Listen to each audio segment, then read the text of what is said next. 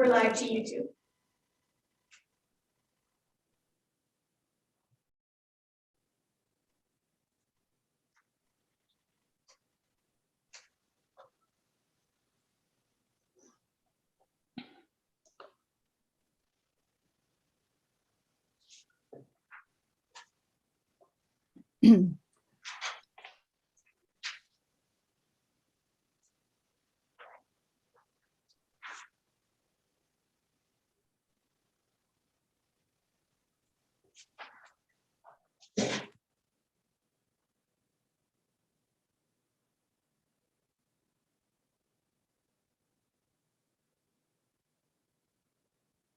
Isolate.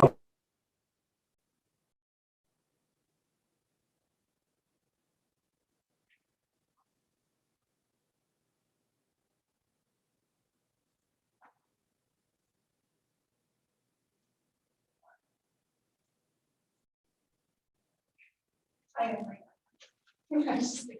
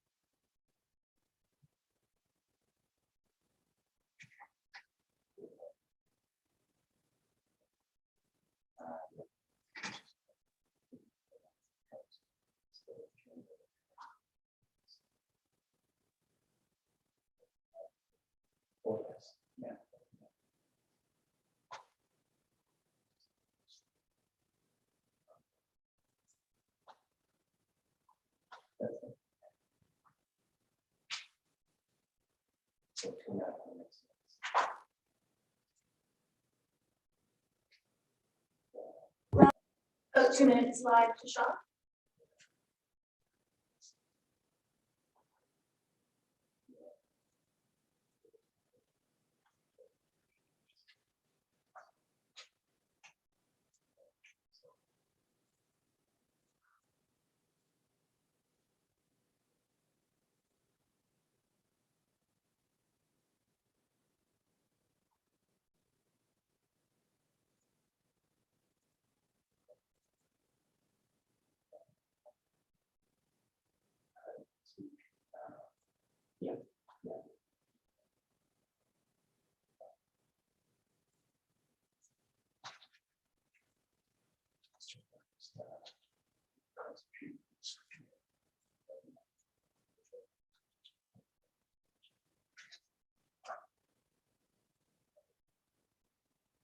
Oh, yes.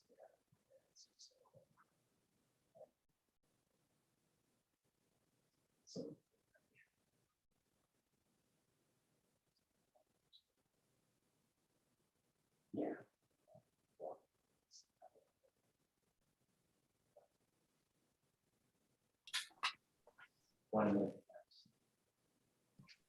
1 minute to shop, and we're live on YouTube.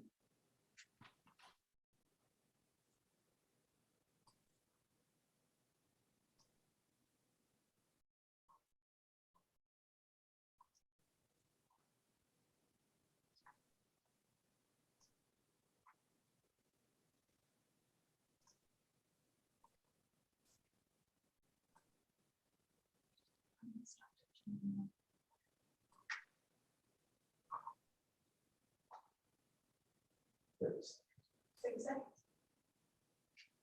30 seconds to shop.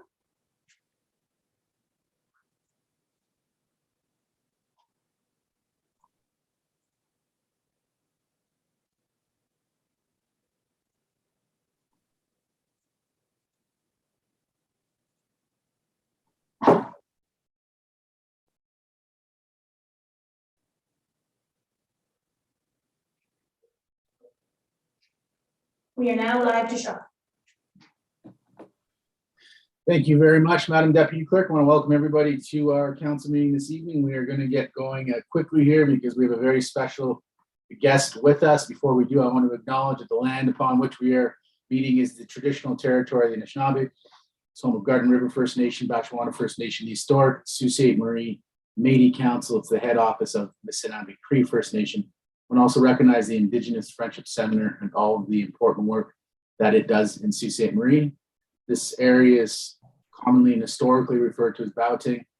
And I want to thank all of our Indigenous friends and partners for their leadership and the sharing of their culture and tradition with us. Madam Clerk, if you could please start the meeting.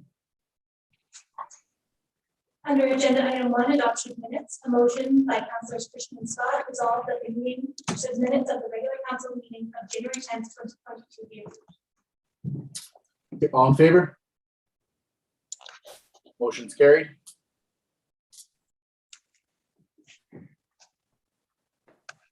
Under agenda item 3, declaration of pecuniary interest, Councillor Shoemaker has declared conflict on agenda item 6.2B, the rental housing incentive program, as the applicant is a client of this law.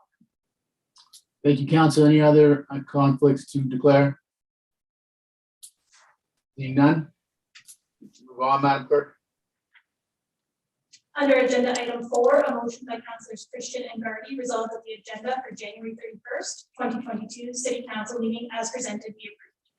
So we're going to have to Mr. Mayor, have a different mover on. 1 second, Mr. CO. We're going to have a different mover on that because Councillor Gardy is not with us right yet. So we'll have a Councillor Hollingsworth had communicated, so that's fine. All right, I've made that change. Mr. CEO, did you want to reference item 2 on the agenda? yeah, yes, under approved agenda as presented, Mr. Mayor, staff is requesting that item 6.13, Sault Ste. Marie Horse and Pony Club, be tabled from this meeting. We will pull it and bring it back to a future meeting of council. We've received some information that we need to canvass with the Horse and Pony Club and discuss further. Okay, so council staff is looking at pulling that item from the agenda. I certainly am agreeable to that. I understand their desire to have some discussions on that and look for some information. So I see a lot of nodding heads, so I think that is largely agreeable to council. So we can approve the agenda as presented with that amendment. Mr. Mayor, Yes, Councilor Hollingsworth. can we also move 6.4 from consent? Is this the proper time to suggest that we pull it from consent? No, it isn't. We'll get to that, Councilor Hollingsworth. Okay, thank you. No problem.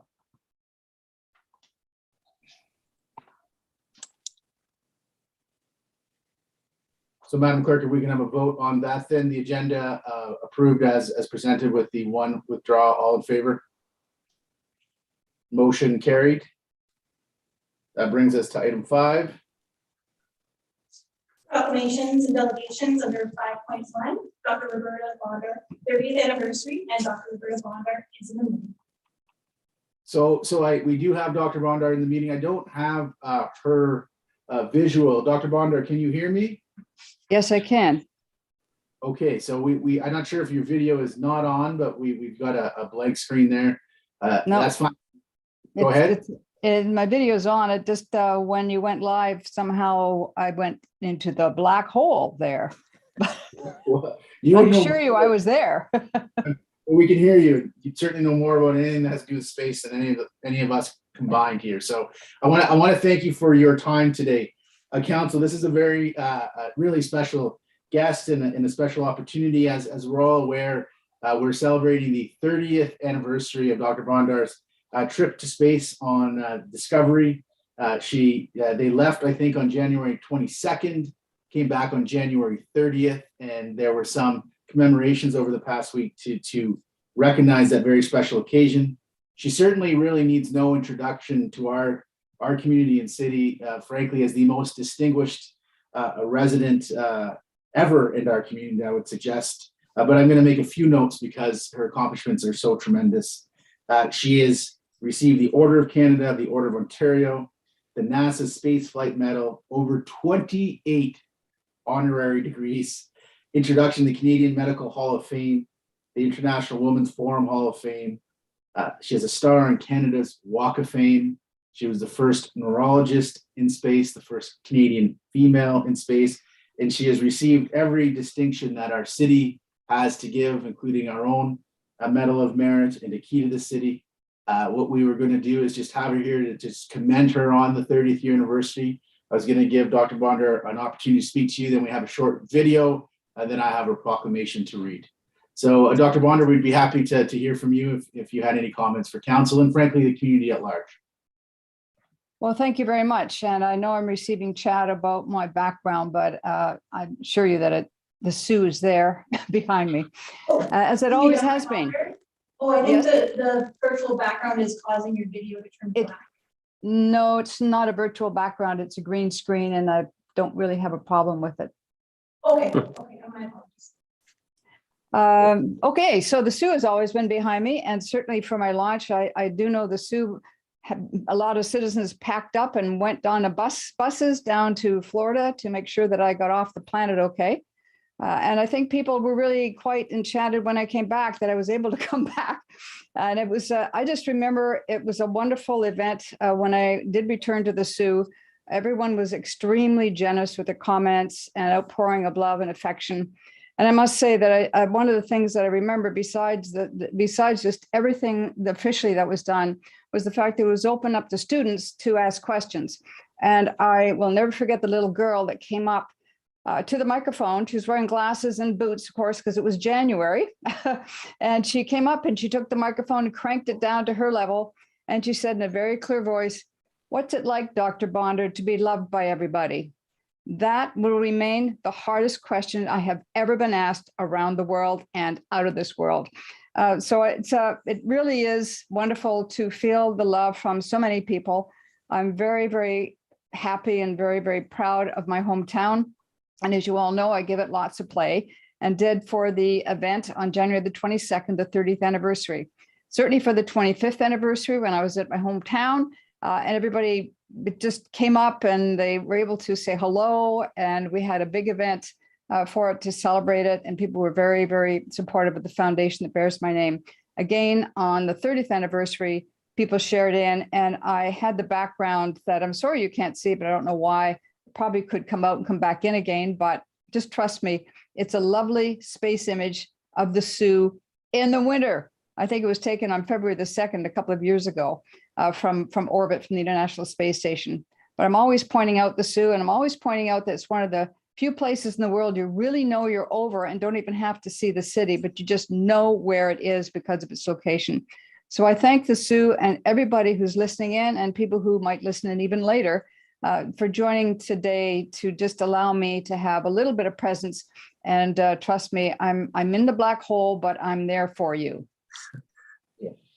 So we do know that, and we do trust that. So we have a short video that we're going to play before I read the proclamation. We have IT setting this up.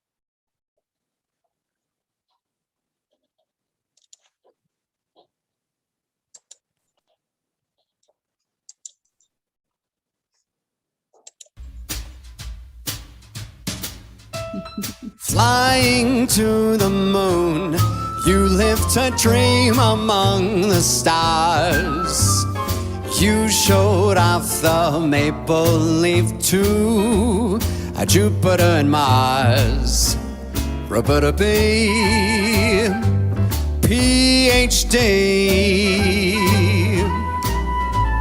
Roberta B, you ain't like nobody.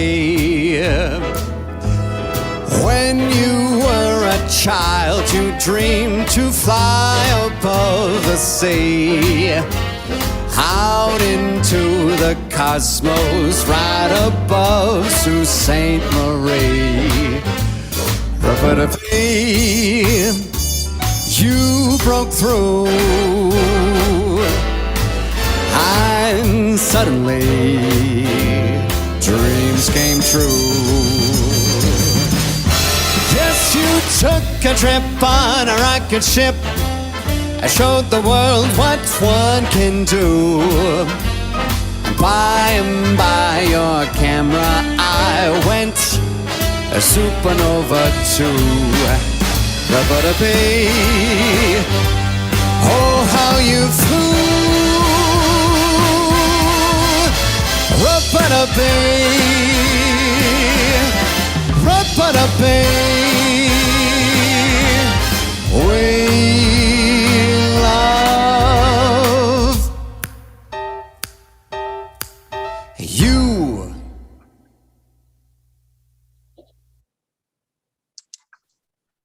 That was fantastic. So, and true, we do love you, Dr. Bondar. I have the proclamation to read here. Whereas January 22nd to January 30th, 1992 is a significant date in Canadian history. These dates stand out vividly in the memory of many of us in Sault Ste. Marie. Whereas it was with unspeakable pride that we watched as our community's own Dr. Roberta Bondar became Canada's first Canadian woman in space and the world's first neurologist in space aboard the Space Shuttle Discovery.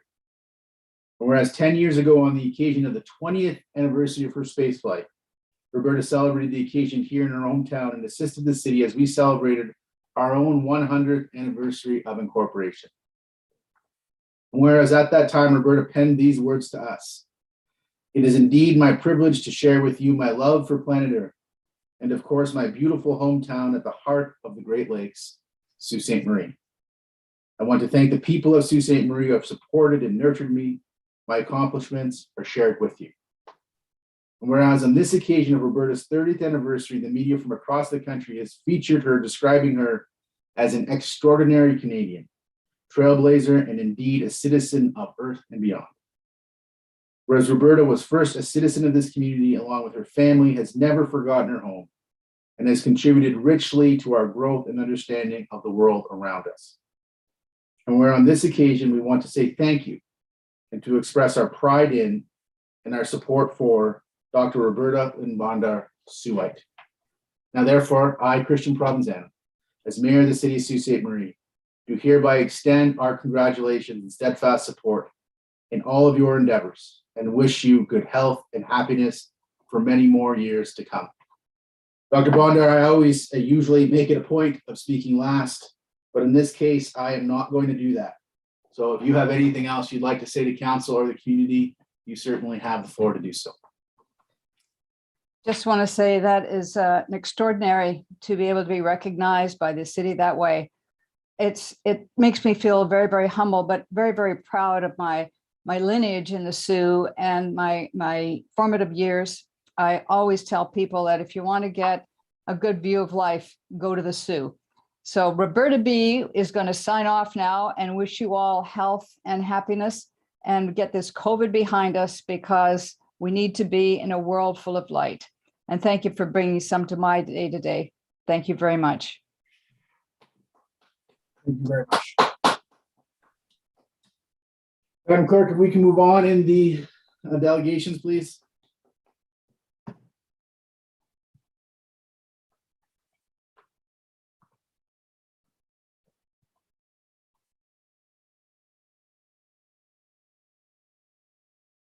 Madam Clerk? We can move on to the delegations. I think we're at 5.2. I don't have volume from you.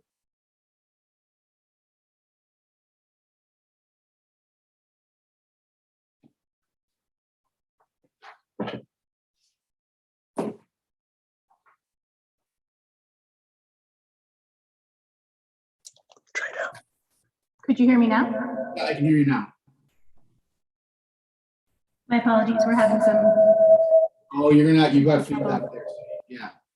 I can just move on myself if until you sort that out. So we are at. Let me try this under agenda item 5.2, Indigenous Women and Girls Memorial Day. Yeah, that's correct. So I have a proclamation. Whereas the March for Missing and Murdered Indigenous Women, Girls, Two-Spirit, and Gender Diverse Persons is a national annual event to raise awareness of the disproportionate number of missing and murdered Indigenous women and girls. And whereas this is an opportunity for Indigenous and non-Indigenous people of all genders and ages to gather in solidarity to remember, honor, and grieve those who have passed on or who have gone missing.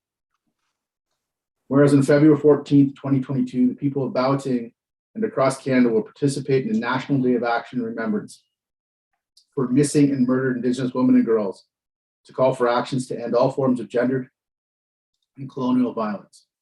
Now, therefore, I, Christian Provenzano, as Mayor of the City of Sault Ste. Marie, do hereby declare February 14, 2022 as a Memorial Day to remember and honor missing and murdered Indigenous women, girls, Two-Spirit, and gender diverse persons. I encourage all residents of the city to support this important national event and to work as a community to heed the calls to justice found in the final report of the National Inquiry into Missing and Murdered Indigenous Women and Girls. Thank you.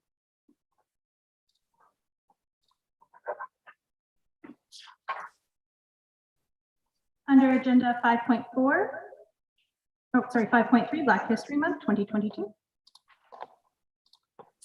Whereas in December 1995, the House of Commons officially recognized February as Black History Month, following a motion introduced by the first Black Canadian woman elected to Parliament, the Honorable Jean Augustine.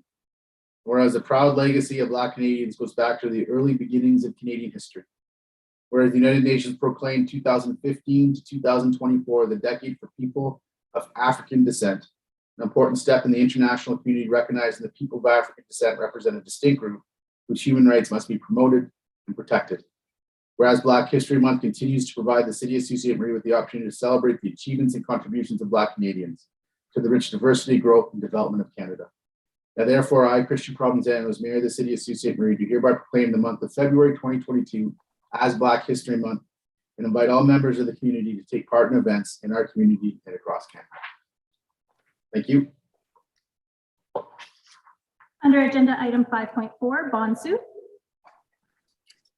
So as the community can see, we are wearing our bond suit red today. It is that time of year. Each year, the residents of Sault Ste. Marie await the arrival of Mr. Bonsu and the Ontario Winter Carnival with great enthusiasm. Whereas many local individuals, groups, service clubs, and businesses organize and sponsor a variety of interesting events for everyone, especially families, throughout the 10 days of the carnival. Whereas in order for all citizens and visitors to fully enjoy and reflect the spirit of the carnival, they must be properly attired. Whereas this year marks the 59th anniversary of the Community Winter Festival. Now, therefore, I, Christian Provenzano, as Mayor of the City of Sault Ste. Marie, request that all citizens and visitors wear a Bonsu souvenir during the period of February 4th to February 13th, 2022, which I now proclaim as Ontario Winter Carnival Bonsu season in the City of Sault Ste. Marie. Bonsu is for you, let it snow.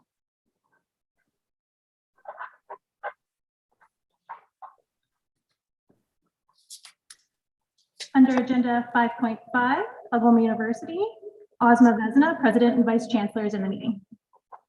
Welcome to Council. President Vesna, it's nice to see you. You've got a presentation for us. I sure do. The floor is yours. Okay, good evening, Your Worship, City Councilors, City staff, and community members. Thank you so much for the opportunity to share this evening an Algoma U update on some of the key strategic initiatives currently underway. As many of you are aware, we've made great strides as an institution over the recent couple of years, and there's such great positive momentum growing into the foreseeable future.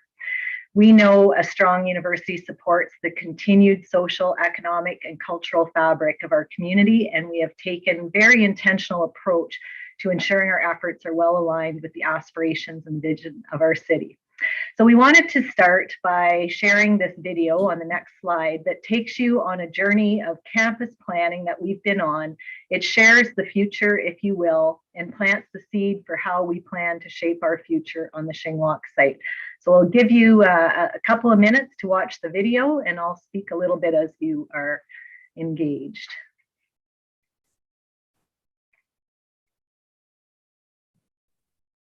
I think I can talk while the video is playing.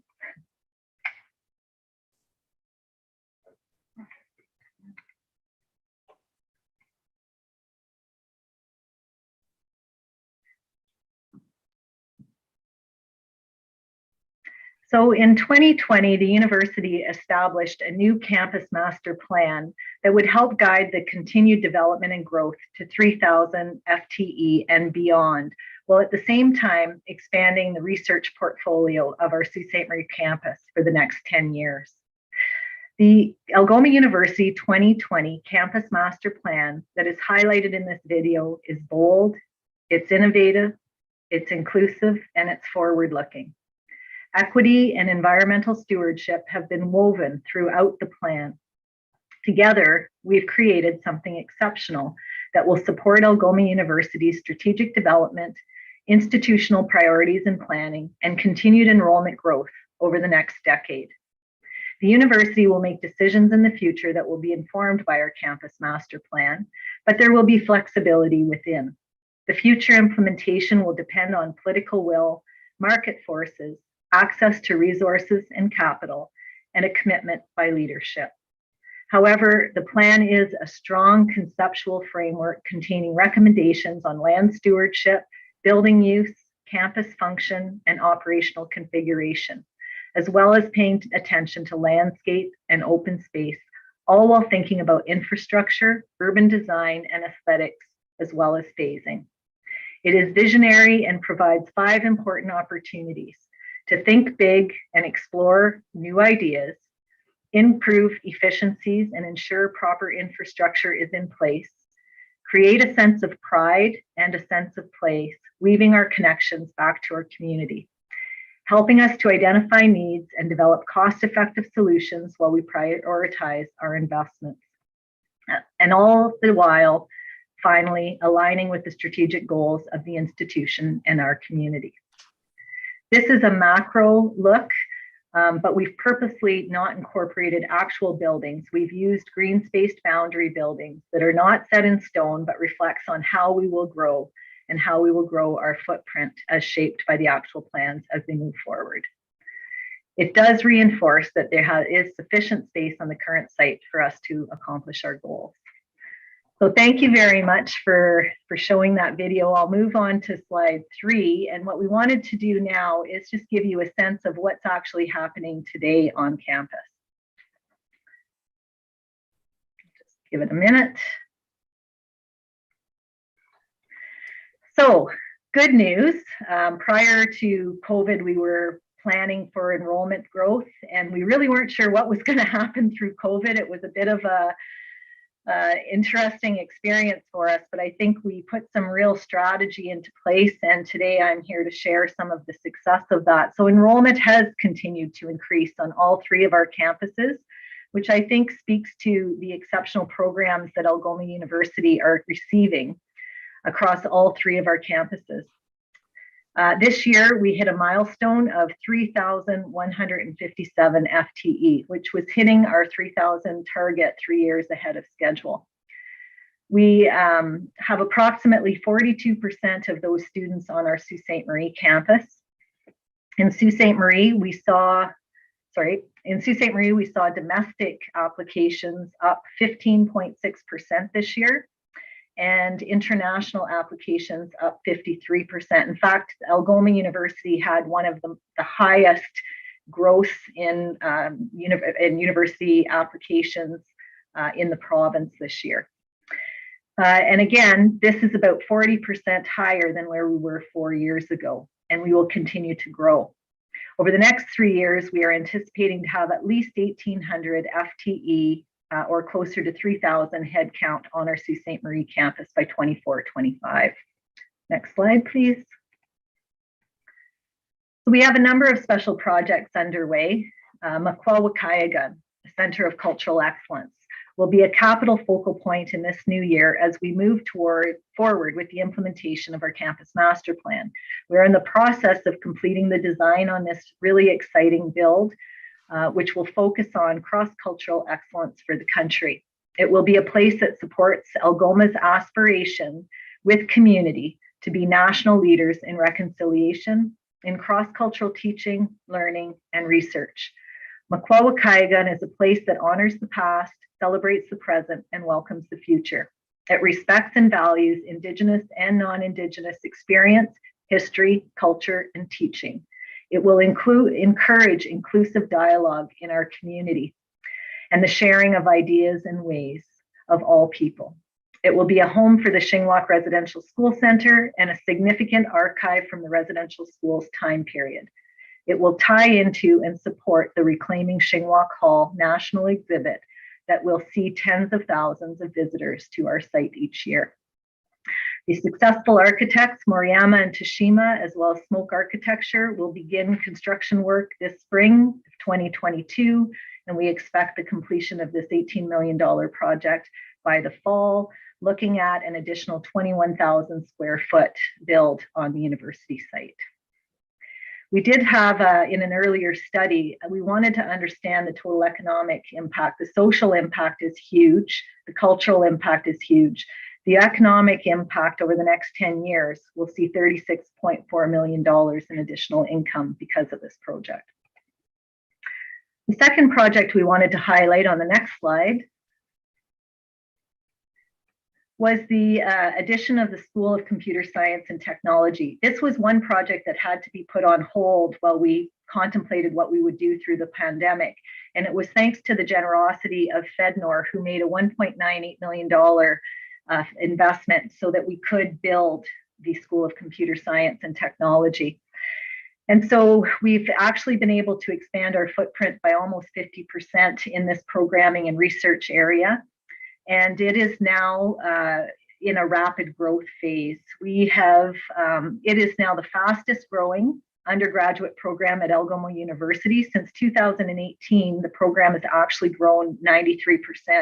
And it is a significant reason why the university did not decline in enrollment through the pandemic like so many others did. We're projecting now that this program will grow an additional 58% by 2024. And I'm really pleased this evening to share with the community that we have 2 master's programs in computer science and technology moving through internal processes, and we believe we will be announcing that within the year. So very, very exciting to see the university positioning itself as a Northern Ontario leader in computer science and technology, ensuring that we are meeting the needs of a growing industry, and that as we attract new industries into this area, that we have the skill set in the university coming out to support those employers. On the next slide, we're going to feature the School of Business and Economics. And I just have to catch my spot here.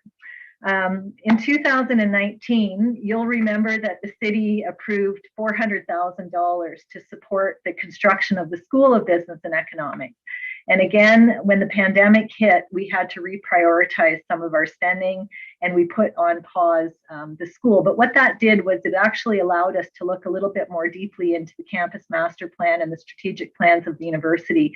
And so tonight, what we're doing is sharing with you that our original design has now expanded to include the Center for Social, Cultural, and Economic Innovation, which will house things like City Studio, a brand new focus on continuing education and introducing micro-credentials and other training mechanisms that will upskill and reskill current labor force.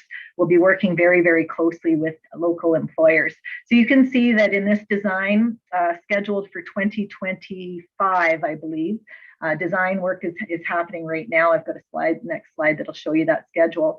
But what we'll see here is a brand new entry into the university as well, and a place for community to come in and sit and work with teams of students and researchers and faculty on real challenges, real issues, problems that the communities are trying to solve, and working collaboratively in that space. So I'm going to move to the next project. These are the timelines. As we mentioned earlier, we're looking to tender documents as early as December 2022 on that project, with construction starting June 9th, 2024. I'll go to the next slide. This one is very special to many of us. We've been working on it for a couple of years, and it's really our effort to help the community with the challenges that they're facing right now on mental health and addictions and the opioid crisis. We really have two crises in this country right now, the pandemic and then the mental health and addictions. And so what we're working on right now is a feasibility study with Sioux College, SKG, Shingwak Kinomagegamic, Northern Ontario School of Medicine, as well as the local hospital, Sioux Area Hospital. And what we'd like to do is build the first Northern Ontario Mental Health and Addictions Research Training Institute, an institute that will prepare a new generation of mental health professionals through certificate, diploma, degree, and master's level programming, as well as other medical training. We are in very close conversation with the Northern Ontario School of Medicine, looking at ways to immediately expand their presence and their reach into Sault Ste. Marie. And with this institute, we'll give them a fairly solid home on the Shingwak site. We estimate the cost for this project to be around $30 million, construction beginning, depending on what happens politically and with our fundraising efforts, to have this project completed by 2028 at the latest. And finally, I wanted to just bring a little bit of information on economic impact. Our latest economic impact study that has been done by the consulting team, MC, will show the overall impact of having a university in a community is significant. And we just brought this slide forward for you today to have a sense of what's happening. But overall, Algoma University in Sault Ste. Marie is having an impact of approximately $99 million annually, which is an increase of 23% since the last study we shared with you in 2017 and 18. And of course, we know economic impact has social and cultural impact. And we want to be clear that we're not just focused on the economic, but also the social and the cultural. We will be making the full presentation to our Board of Governors in March. But some fun facts we wanted to share with you tonight. 1 in 28 jobs in Sault Ste. Marie is supported by the activities of Algoma University and its students.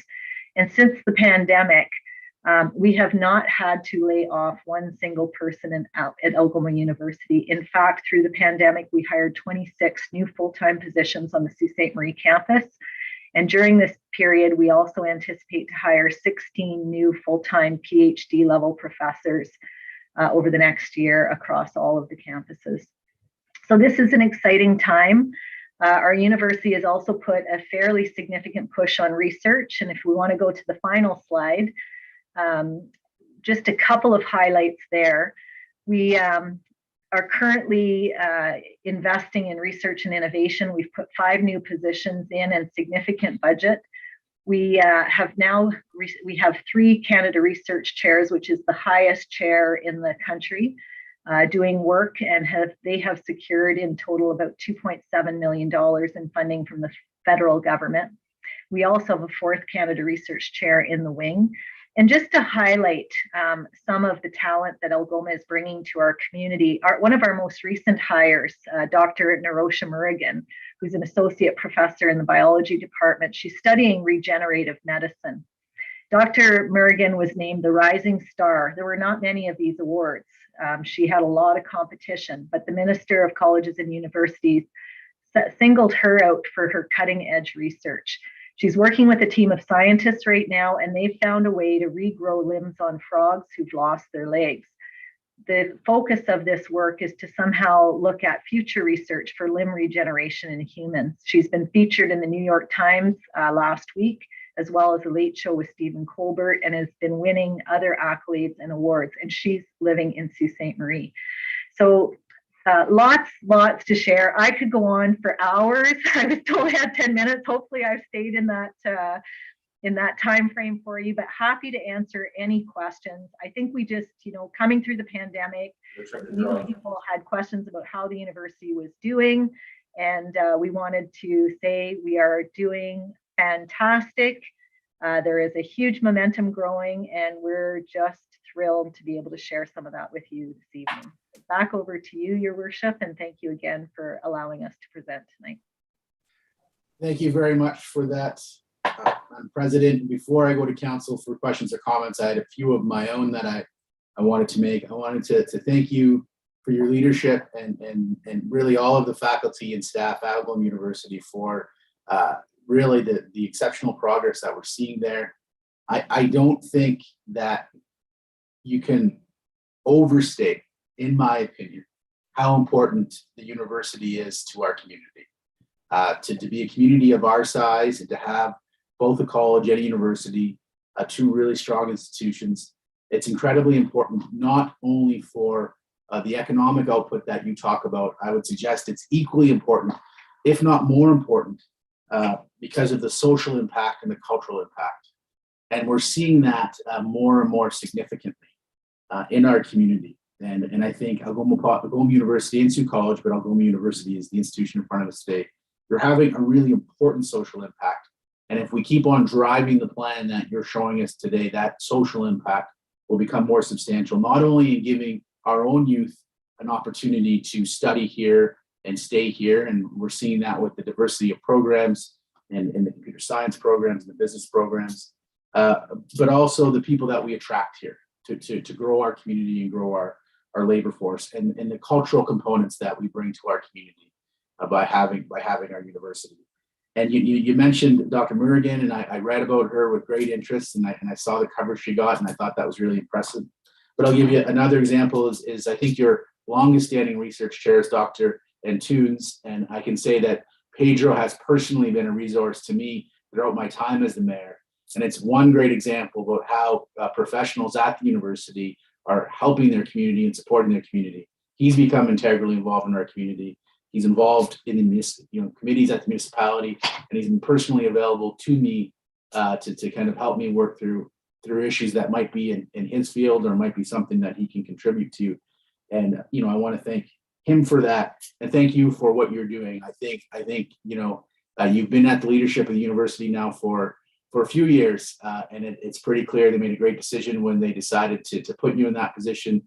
You earned it, and you're really doing some great work there, and you're leaving your mark. And I want to thank you for everything you're doing. It's really positive to see where the university is going, and I think there are very bright days ahead for both it and our community. So thank you.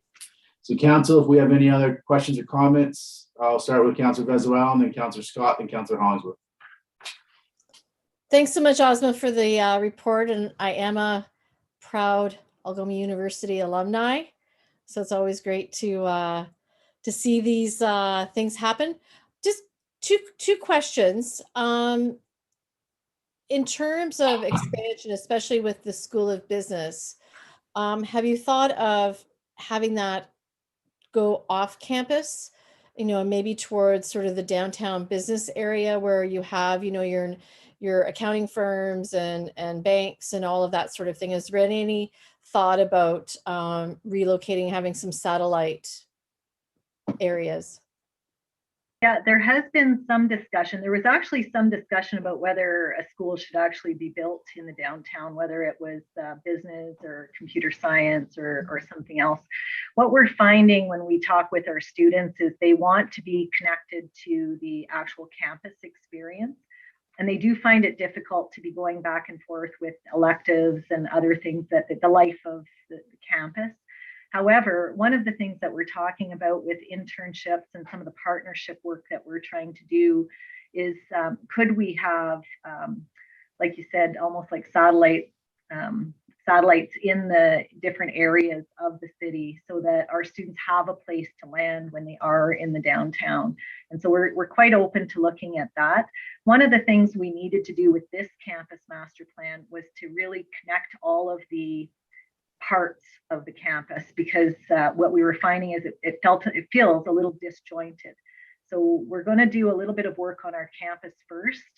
But I think that the opportunities, particularly as the city's revitalizing their downtown and some of the other big areas like the mall and the waterfront, that we want to be a part of that. We want our students to see that vibrancy and to feel it. Great, wonderful. And in terms of the expansion of the computer science, I mean, building our knowledge-based industry is so key. And I don't think people realize that computer scientists aren't just, you know, programmers or coders at Spotify or Google, that it lands over into so many different areas. So what are the plans in terms of kind of promoting that virtual work and making connections with especially the software companies in GTA? And so many people now are working remote and have, you know, it wasn't new to the software industry pre-pandemic. It was really becoming sort of part of the culture. So has there been any connections so that students can maybe perhaps have cooperative opportunities, be it virtual, with other larger companies? Yeah, so the School of Computer Science and Technology has just undergone a fairly significant strategic planning exercise. They now have a 3-year plan that really clearly outlines their objectives. They have just put in place a co-op pathway for students. It used to be a little more random. Now students can come in directly into the co-op program. We've also been hiring and putting resources into our experiential learning department so that they can really start to create these connections with industry. Having said that, we also are in conversation with a number of significant and large-sized corporations to talk about how we can work together on the research front and on the student experience aspect. And I will share with you that 100% of our students that graduate in that program are finding employment within the first year of graduation. The other thing that we know is that if we offer master's level programming, the innovation in this community will expand tremendously, as well as the business startups and entrepreneurial activity. So this is also reflected in this recent strategic plan. Wonderful. Thanks, Ozma. Always great to see you. Thank you.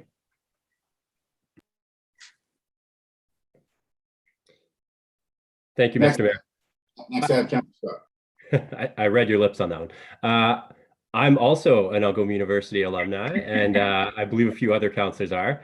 This presentation was fantastic. I do have a question, but first I want to pump up how great I thought this presentation was.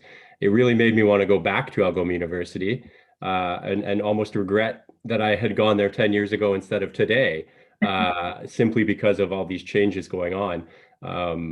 I dabbled in both the computer science and I finished actually with a business degree. So this touched on everything that I love. My quick question was, so I'm just curious about the alumni impact, actually. How is that calculated? If you could just give me a little bit more. Sure, yeah. I'm just going to grab a note here. Sorry. No, that's okay. So basically what they look at, and we use a third party to help us calculate this, and they're quite a respected, their names are MZ, but they look at former students' higher earnings, and there's a calculation that goes into that. They also look at increased productivity of regional businesses from human capital accumulation, as well as regional workforce. So that there's quite a complex number crunching that goes on with that, but it's data from our community that's used. And I would share with you as well, most of you have met our director, Colin Wilson, who works out of the advancement, leading actually the advancement work for the university. He's also put a huge focus this year on alumni, because we actually think that the alumni will be huge friends of the university as we move forward with our planning. Their voices are going to be very important. So there's going to be a fairly significant outreach to alumni over the course of the next couple of years, just to get them involved and re-engaged. And I will share with you The speakeasy, for those that remember the speakeasy 5 years ago, 10 years ago, has been completely revamped. Our student association took their investments and redid the whole building or whole area of the university. So next time you're in, I hope you'll stop by and see what that looks like as well. Absolutely. That's actually really good to hear. That was one thing that I always thought while I was there that they could improve upon. So it's good to see that that work is getting done. Thank you for your answer. Thank you for the presentation. This is awesome. I always will support Algoma University and everything that you guys do. And it's great to see this coming together. So thank you again for being here. Thanks so much, Councillor Scott. So next on my list, I had Councillor Hollingsworth. Thank you.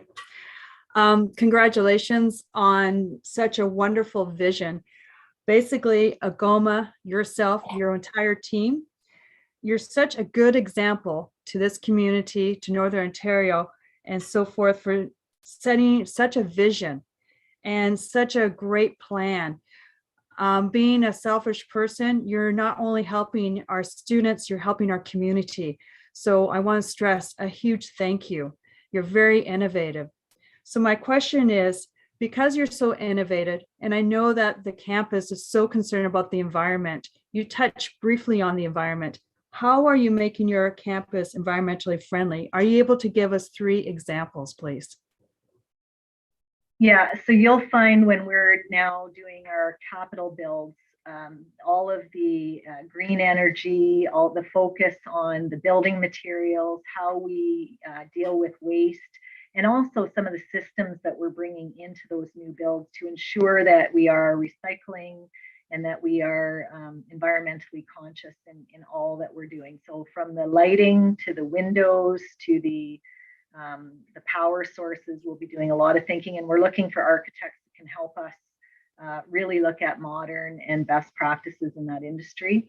We are also in the process of putting a strategy. The campus master plan clearly outlines our commitments, and now what we need to do is start to put our strategy in place for how we're going to model what we're saying we're going to do.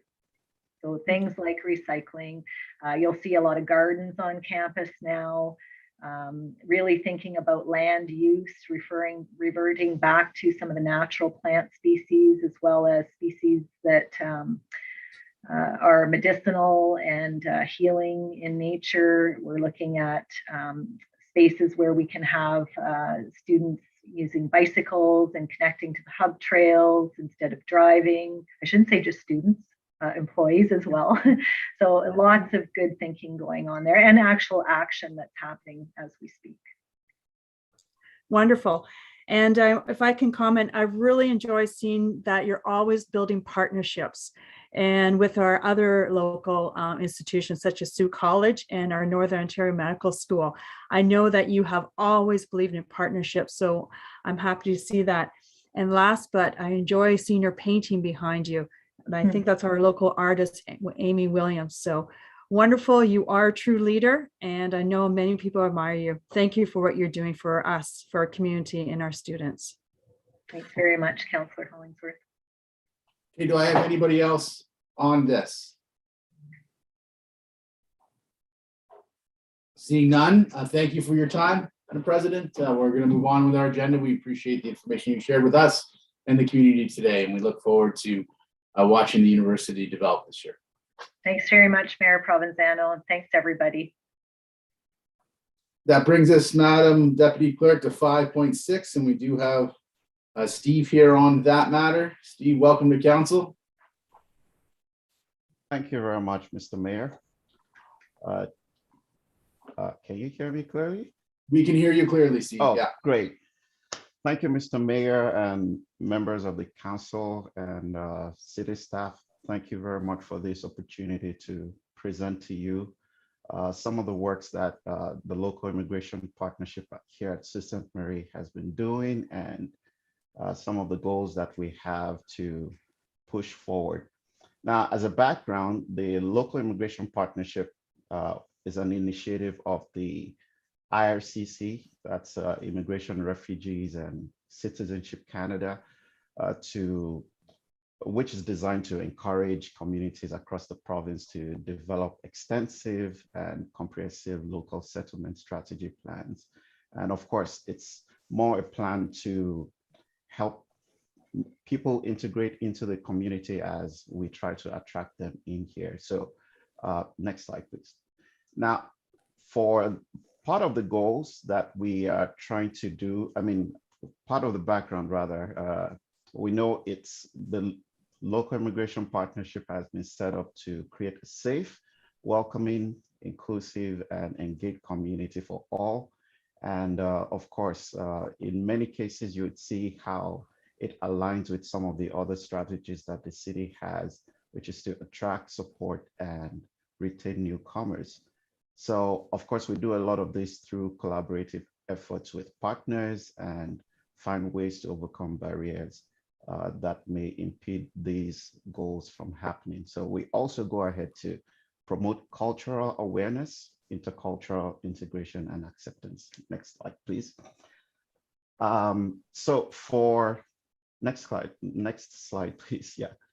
So for some of the goals that we are pushing forward more actively, we're looking at employment, social inclusion, business development, and integration support. Now, of course, this document has been circulated to the members of council to be able to look at, but what we have come to realize is for the local immigration partnership to be very effective, some of the things that we need to focus on are the things that really do impact on newcomers, immigrants, and every stakeholder that is involved with this. We identify that for everybody coming in, they need that socioeconomic balance when they come into this community. So beyond being able to organize programs and activities, they need to be able to support themselves. That means they have to get jobs. And if they do want to do business, it's also important that they have the access, capacity, and also the support to be able to do it. And of course, we also know that for anyone to desire staying in a community, it's important that they're able to create a social connection.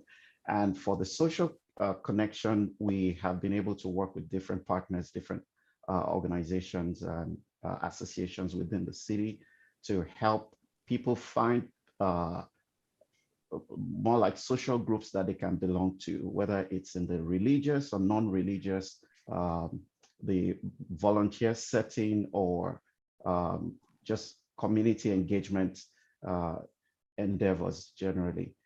And so we know that for every newcomer, they want to be able to support themselves and their families.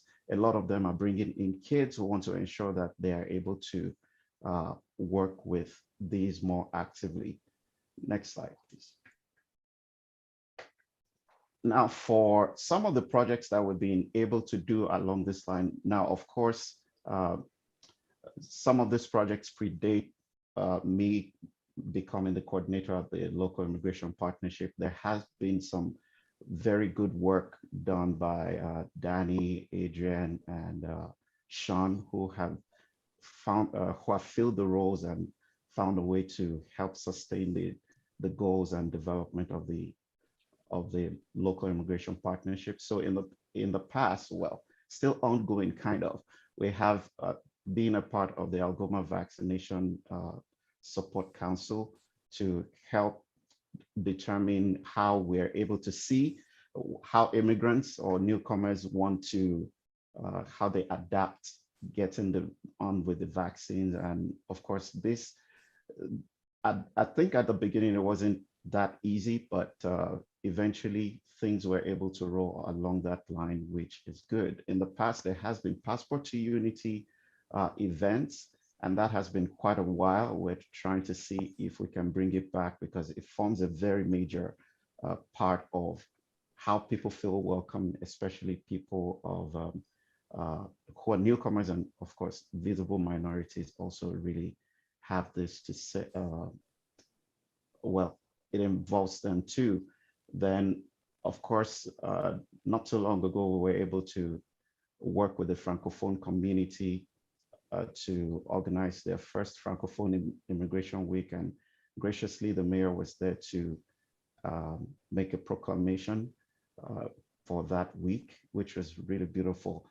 And of course, Black Business Month, cultural group support, and we've been able to work with different partners, but more specifically, the Northern Policy Institute to be able to work on a Pan-Northern Immigration Summit, and of course, some other partners to work along this line too. So ongoing projects, we're still working on these, and some of them we've had some headway, and but we have the Coalition of Inclusive Municipalities, the Culture Connects column with Sue Today, and Sue Today has actually done a very beautiful job to create that column for us, where we can have immigrant stories, newcomer stories actually told in their own first person, as opposed to what might have been before.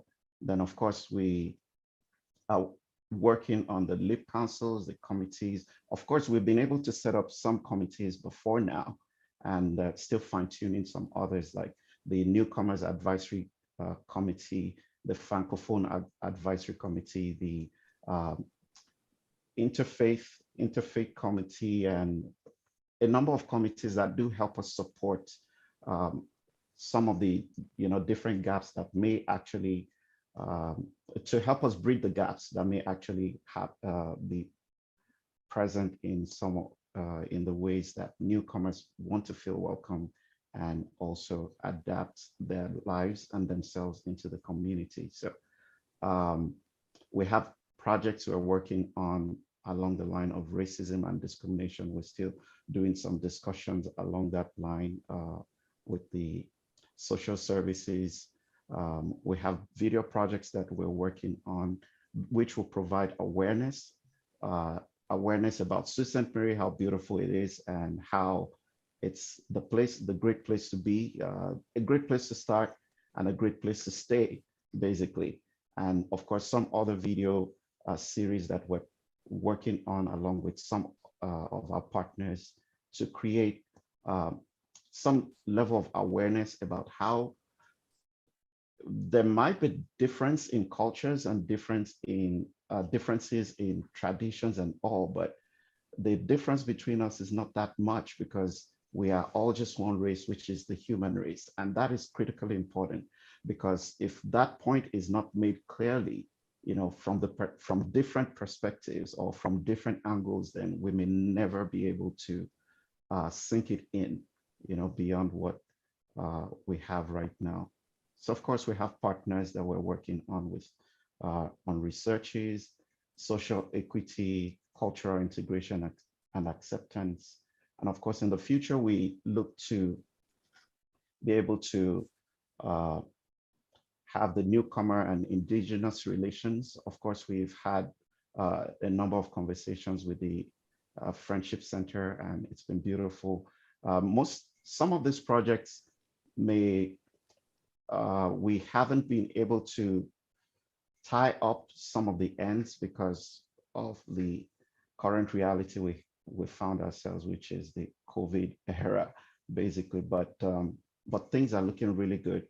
And in the future, we also expect that we'll be able to work better with the Francophone community to increase a lot more awareness, a lot more attraction, and then work with them by knowing exactly what needs to be done for the community to grow and thrive.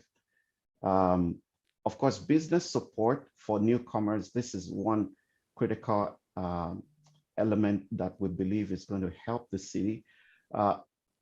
For anybody to come into the city, they want to be sure that they can get jobs. But if they cannot get jobs, we also want to ensure that they can start one. And we all know that once a person is able to start a job, start a business, even if all he or she is employing is just one other staff or two, that increases the capacity of the city. And we already know that, for a lot of the skills that we need to bring into the city, we don't have as many companies that would mop up the skills. So We hope that this will happen very soon. But of course, on this one, we were working with the Sault Ste. Marie Innovation Center to apply for funding with FedNo, and it's moving steadily, and we hope that it comes to a very beautiful fruition on that one, where visible minorities, newcomers are able to start their businesses regardless of some of the requirements that used to be the barriers for them. Then, of course, in the future, we're hoping to be able to do to start the annual newcomer welcoming celebration, which we're hoping will be more like a week-long celebration of culture, traditions, music, food, and colors, basically. Next slide.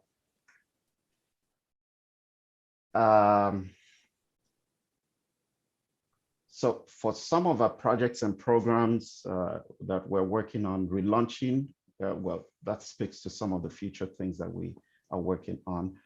Relaunching Passport to Unity, creating a sustainable annual welcoming event, business support and tools in partnership with Millworks, Sault Ste. Marie Innovation Center, and other key partners geared towards newcomers and immigrants. Employment and newcomer retention. We've been working very closely with the Chamber of Commerce on this one in how to help create some level of awareness for employers to know that there's a lot more value employing people from other perspectives and cultures and traditions and mindsets, because that improves businesses and that does help businesses expand. And on this one, we've had many phone calls that we see the difference, because a lot of employers do call us to say, we have this immigrant who is here, we want to retain him. How can we work together to do that? Because they see the value in employing newcomers and immigrants, basically. Then, of course, the employment and, okay, I think I did that one. Creating partnerships to support immigrant and newcomers in employment and professional networking, anti-racism awareness and training programs in partnership with Chamber of Commerce, video projects, and then research and feedback, gathering information from newcomers on services and barriers that prevent them from integrating into the community. Of course, we do have a lot of cultural organizations and associations within the Sioux that are doing a very beautiful job that we work with them. Like the NOLA, the Akano, the Filipino group, the Pakistani, Bangladeshi, and a host of other cultural groups that do actually help people from their community to integrate, like help them get housing, help them get jobs, help them settle, get some temporary settlement in order for them to not get frustrated and leave. So, and these are things they do as volunteers, and I do personally want to say thank you to all of them for doing a great job. Yeah, and next slide, please. I think that's the last one.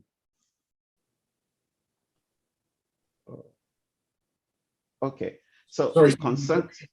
You just, Yes. there's problems down here. Just before you get into the slide, I just want to note that it's 5:30 and our planning agenda starts at 5:30. So I don't want to interrupt you. I want you to finish your slide, but at the end of the slide, you have to move to the planning agenda because that's scheduled to start at 5:30. So thank you, The Steve. last one. Yes. So, well, the concerns we have right now is still affordable housing for those coming in fresh, free mental health support, language and culturally sensitive on that level, social equity for temporary workers, because a lot of them do not have access to some of the programmings or accessibilities that the government has provided. Then, of course, access to funds and grants to support newcomer economic and business development, and support for volunteer and cultural groups. Thank you. Okay, Steve, thank you very much for that. Thank you for the work you're doing at the local immigration partnership, to you and your team. It is appreciated very much. We can't take questions at this time because we do have a planning matter on the planning agenda. The planning agenda is scheduled to start at 5:30, so we're going to have to get to that. But I want to thank you for your presentation and your time today and your work. It's good work, it's important work, and we appreciate it. So thank you, Steve. Thank So you, Mr. Madam Mayor. Deputy Clerk, if we can get to the planning agenda, please. I do believe we have a delegation here on that matter also. That's correct under. My apologies. We gotta get your audio.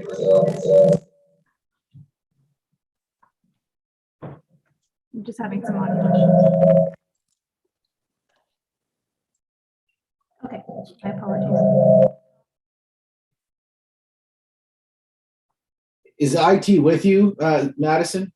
Yes, Frank's trying to work on one on one. Listen, maybe I can just take this. We're gonna go to 7.7.1, A-122-Z. It is the planning application for 16 Caesar Road.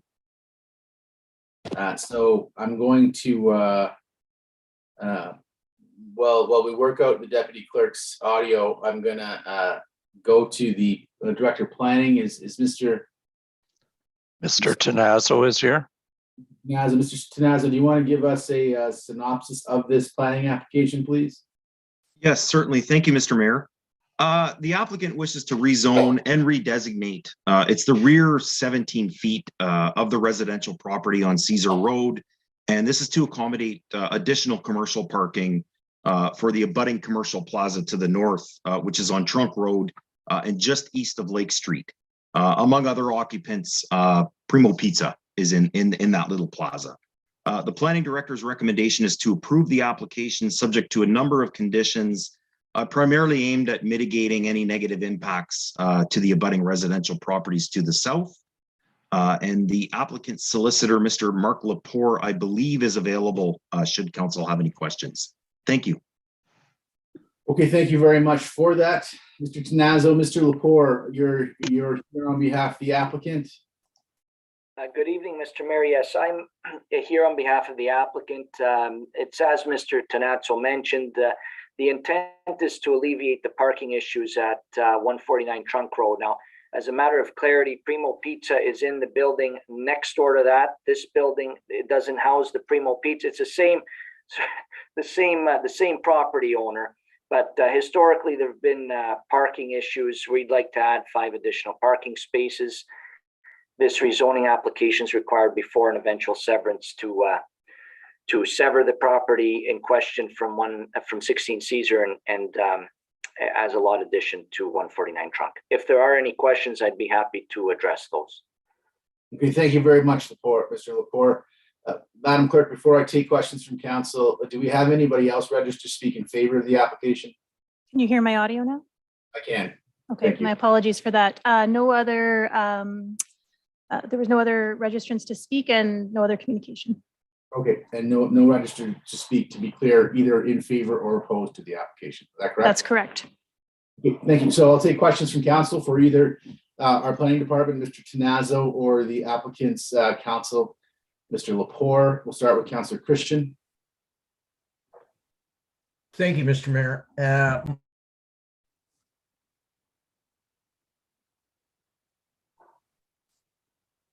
Councillor Christian, you muted after you said thank you. So we appreciate the pleasantry, but we couldn't hear anything else. Well, I don't want you to get shortchanged. There you go. Anyway, a question through you to Mr. Tenazzo. When you were looking at the design and of this extension, is there enough consideration for snow buildup and runoff in the spring? I know there have been concerns from other neighbors and abutting properties about that. So I guess my question is, are we comfortable that those types of issues will be addressed in anything that's designed here? Through you, Mr. Mayor, to Councillor Christian, absolutely. So 2 things, the zoning's been designed that it's parking only, and then we have applied, or we've recommended that site plan control be applied.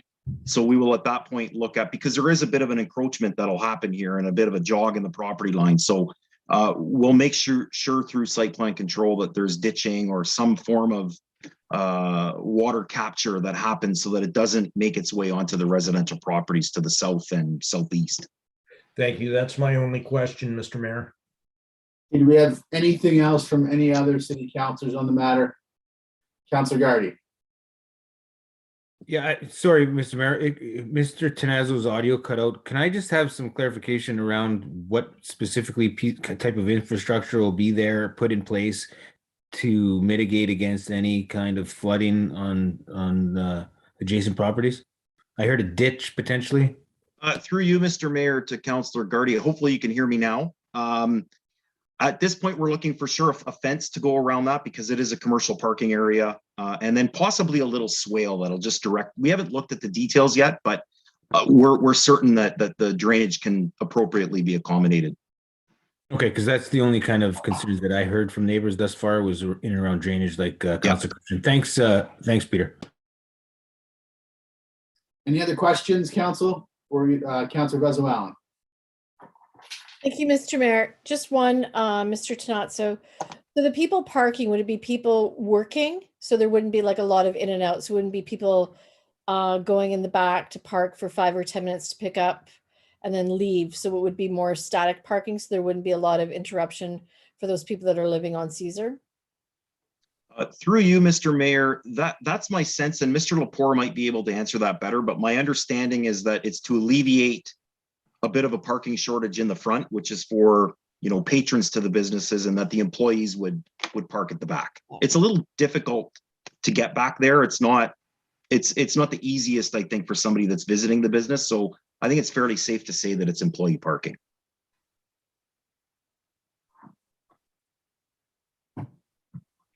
Is that satisfactory to you, Councilor Bezo-Allen? Yes, it is. Thank you. Okay, any other questions, council? Okay, see none, and we've not had anybody else registered to speak for or against it. Madam Deputy Clerk, if you could read the resolution, we can have a vote on it. A motion by Councillors Christian and Scott resolved the report of the planner dated January 31st, 2022 concerning official plan and rezoning application A122-Z.OP be received, and that council redesignate the northern 5.18 meters of 16 Caesar Road from residential to commercial on land use Schedule C of the official plan by approving official plan amendment number 237. Be it further resolved that council rezone the subject property in the following manner.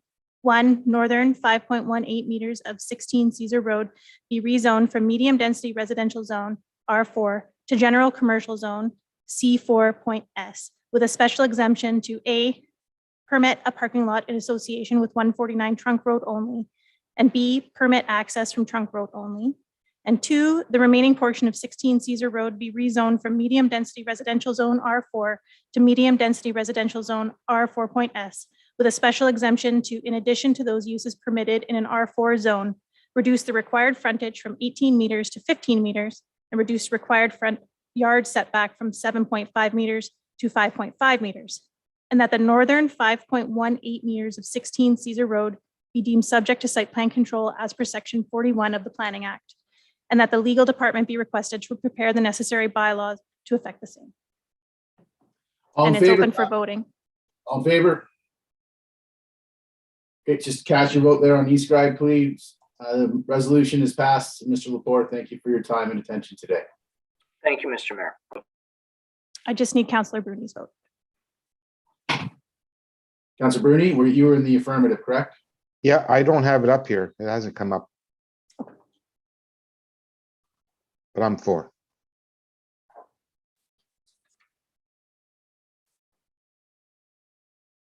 The vote's closed. Okay. That brings us to the consent agenda, I believe, Madam Deputy Clerk. Is that correct? That's correct. And I had a request from Councillor Hollingsworth to accept 6.4. Okay, so we are at the consent agenda. 6.4 is accepted, so we will not be dealing with that. And 6.13 was pulled by staff, so that is no longer on the consent agenda. So council, we're on the consent agenda, so I'm going to start with Councilor Nero. Thank you, Mr. Mayor. Agenda item 6.19, the Blue Box Transition Report. Question for Ms. Susan Hamilton Beach. Susan, a very good report. Thank you. It's very thorough and informative. Regarding the individual producer responsibility, the way I read it, the producers will have a choice in how they meet the requirements, and they're going to be deciding how to collect and recycling and packaging materials themselves or through the PRO, if I understand this correctly. When I read through the report, gives me, I make the assumption that it's a possibility that city could not even have a role in recycling at the end of all this. Is that true? Through you, Mr. Mayor, to Councillor Nero. Yes and no. I think from the residential side of things, it's definitely the intent that the producers take over that responsibility. And the term is pros. So that body would in fact work for each of the respective producers and collect and process and then in fact use the product. From the commercial side of things and our business district, etc., the city may still have a role to finance that collection and processing. Again, all of these details are yet to be hammered out with each, I'll say, passing month, more being worked out. And in fact, the municipality is becoming more aware. Okay, thank you. And guess what I picked up on was that if the pro makes the decision directly to deal with the companies that are picking up recycling, they really don't have to contract or go through the city to contract that recycler, correct? Through Mr. Mayor to Councillor Nero, you are correct. Right. Again, that is to be determined. We have, I'll say, volunteered or offered that we in fact would be contract administrators. We see ourselves being paid for that role, but all those details to be worked out and obviously brought back to council when the terms of those agreements would be entered into. Okay, thank you. Thank you for that answer. That's all I have on that one, Mr. Mayor. Okay, anybody else on that item? That's Councillor Shoemaker on that item, then Councillor Vezow and Councillor Bruni. Yeah, thanks, Mr. Mayor. Through you to Ms. Hamilton Beach. Do you foresee that this would go from being a cost center for us to a revenue generator, potentially? Through you, Mr. Mayor, to Councillor Shoemaker. I'm timid, I guess, to suggest that. I think that's the overall intent, that those that are producing these products would be wholly responsible for the costs and the arrangements. Until I see those details, I wouldn't suggest it'll be a revenue generator. In some of the other models and with our hazardous waste facility, we're certainly not in the situation where we see a revenue being received. But I think that's the overall intent of the municipalities lobbying for such a system. Okay, well, hopefully that is the case, that at least it becomes a revenue neutral issue. But if it did generate anything, that'd just be a bonus. Thank you. Okay, thank you. So Councillor Vezow. Thank you. And thank you, Susan, for this report. I want to just highlight on page 4 with the list of businesses, which obviously is of concern. So if we still provided recycling receptacles, like in our municipal parks, all of that sort of thing, then would the responsibility be for us to find a way to dispose of that recycling? I'm thinking, Bellevue Park, the trail, all of that kind of thing. Mr. Mayor, to Councillor Vezow. So it is my understanding that public facilities such as those you mentioned would be included. There are others that would not be. Many, logistically, I see some confusion to that. Often our BIA has a residence above and their rental units or in fact residential properties, right, attached. So to distinguish between the two and to distinguish between many of these, I think is going to be interesting and financially almost impossible to divide. So I certainly would look to see how in fact those arrangements will be made. Have you reached out to your counterparts in other like municipalities in terms of the rolling out of these changes? Through you, Mr. Mayor, to Councillor Vezow, yes, the municipalities are very much communicating amongst each other. We have communicated with AMO. We have attended absolutely every webinar. I guess, again, I will go to the HSP program, which is that much further ahead in deadlines. And in fact, some of these meetings are quite heated because there's so many questions and not the answers available. Okay, thanks so much, Susan. Appreciate it. Okay, so next on my list is Councilor Bruni. Thank you, Mr. Mayor, to Susan Hamilton Beach. Do we know when an approximate time this would start, number one? And has this system been put in place as a trial with any other municipality, or this is still from the grassroots? Nothing has started. Through you, Mr. Mayor, to Councillor Bruni. The municipality of Sault Ste. Marie is scheduled to transition as of September 30th, 2023. So thus the 1-year extension, bridging that gap with GFL. We have, to my knowledge, there are no pilot programs throughout Ontario. I think they are using other jurisdictions such as BC as one of their models, but very much the model is not determined yet. So I understand as pros are being formulated, all of the options of the different services are being tabled and determined at this time. Okay, thank you. Ready, Councilor Bruni? Thank you. Anybody else in 619? That's it for 619. Councilor Neer, do you have any more? I do have one more, Mr. Mayor. Thank you. 6.20. Excuse me. You go for it. 2022 Capital Transportation Program, the OSIF fund grant. To Mr. Elliott, thank you for that report. Happy to see that the report includes the ravine at Grand Boulevard near Grange Mill. I do believe that hopefully this does get done this year. I think the neighborhood in that area will be glad to see that issue being taken care of. So my question is just basically, Mr. Elliott, do you expect this work to be completed this year? I guess Mr. Mayor, prove that number one. Mr. Mayor, to Councilor Nero, yes, the intent, it's a little bit of a late start for some of these projects, but we're hoping to construct them this year. Okay, even with engineering, I imagine this one would need some engineering work and consultant work, and we can still get it done. That's correct. Thank you, Mr. Elliott. Thank you, Mr. Mayor. That's all I have. No problem. On 620, I see Councilor Bruni, then Councilor Shoemaker. Thank you, Mr. Mayor, and I echo Councilor Nero's comments regarding the grant. The ravine there, that's going to hopefully be repaired. I guess my question is the Millennium Court stormwater, the construction of the oil grit structure. I guess my concern is we've spent so much money in that particular area. We spent money on the banks. We had to reconstruct the banks that were falling, and now we're working on the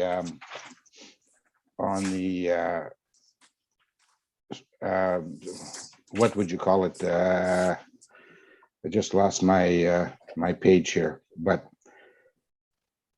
on Millennium Court, the oil grit structure.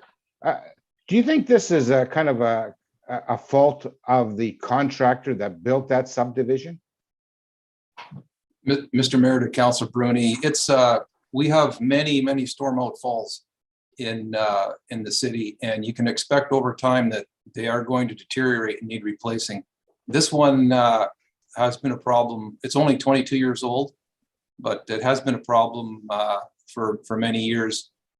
The issue is it has a environmental compliance approval for stormwater quality, and the work that we did previously was to correct the erosion problems, but we still have we're still responsible for stormwater quality, and that's what this manhole will do. It'll provide the quality that we need to fulfill our obligations under the original environmental compliance approval. Thank you. But I'm still puzzled at how much money we're spending in that area in a 22-year period. That's my concern. And like I said, I asked you, would this be the developer's problem that developed that area? But you're saying it's not, so we'll move forward. Thank you. Okay. Any, Councilor Shoemaker, you were on 620 yourself. Yes, thank you, Mr. Mayor. Well, first off, before I ask my question, Mr. Elliott, I am very pleased that the Pine Street and Pleasant Drive intersection will be getting a pedestrian crossover. Long overdue, perhaps, is the right word, but certainly well needed, and it'll be well used. Couple questions about it, and that along with, I'll put in a plug for Passchendaele Lane, which is going in this summer, will help alleviate not just traffic problems at that intersection, but pedestrian and traffic issues that are ongoing there. So a couple of good developments coming there. So for Pine and Pleasant, there's a number of pedestrian crossovers you've got listed here. When we did the last couple, or at least the one on Queen Street, there was a need to upgrade the lighting in the area. Does the budget that you've got set here, which seems fairly high, I must admit, does that include the lighting upgrades necessary in the area? Mr. Mayor, to Councilor Shoemaker, yes, we had the PUC look at each intersection or each pedestrian crossover location, and they did a lighting evaluation, and they've given us an estimate of what the additional lighting, if any, is required. Some need more than others. So we do have a better estimate this time, yes. Okay, good. And that's included in the estimate you've got here for the cost of it? Yes, Mr. Mayor, Councilor Shoemaker, we believe it's a healthy estimate for all three. Okay. Secondly, when a pedestrian crossover goes in here in an area where there's a crossing guard during the day, does it eliminate the need for a crossing guard, or do we maintain the crossing guard despite the fact that the crossover exists? Mr. Mayor, to Councilor Shoemaker, I'm not sure. I'd have to look into that. I expect we keep the crossing guard there. It's a fairly busy street, but it's something we need to look at for me to give you a proper answer. Okay, if you could do that at some point, this will take most of the season to put in, I expect, but if you could do it, throughout before the end of the season. And then I think that was it. Okay, thanks. That was all I had for 620. Anybody else that has any comments, questions in 620? Councilor Dufour on 620, go ahead. Thanks, Mr. Mayor. I just had a quick follow-up question to Councillor Shoemaker's. Mr. Elliott, in terms of the upgraded lighting for the pedestrian crossovers, does staff's internal plan for crossovers that are crossing over 4 or 5 lanes include added infrastructure so that motorists are well aware of both the potential for pedestrians and pedestrians have adequate amount of time to cross? Mr. Mayor, to Councilor Dufour, there are 3, I think at least 3 different designs for pedestrian crossovers, and they vary with traffic. There are design guidelines for us, the type of signs, the type of pedestrian crossover, lights, the type of paint markings, all of that is related to how much, or the provincial design standards that we have. So we look at the average daily traffic, and we choose the one that's appropriate for the number of lanes and the traffic that we have. If that's helpful. It is. I believe these intersections, or these locations, I should say, will represent some of the largest traffic volume areas that the city's ever tried to put a PXO on. Is that correct? I'd have to check the daily traffic counts. I'm not sure. Queen Street's fairly high, but I think Queen Street might be higher than Pine, for example. But we can look at the numbers. Okay, thanks for that information. That's helpful. That's all, Mr. Mayor. No problem. So anybody else in 620? Councilor Nero, you had nothing left on the consent agenda, so I'm going to move on. Councilors, you have other matters on consent. Councilor Shoemaker. Thanks, Mr. Mayor. Through you, sorry, this is on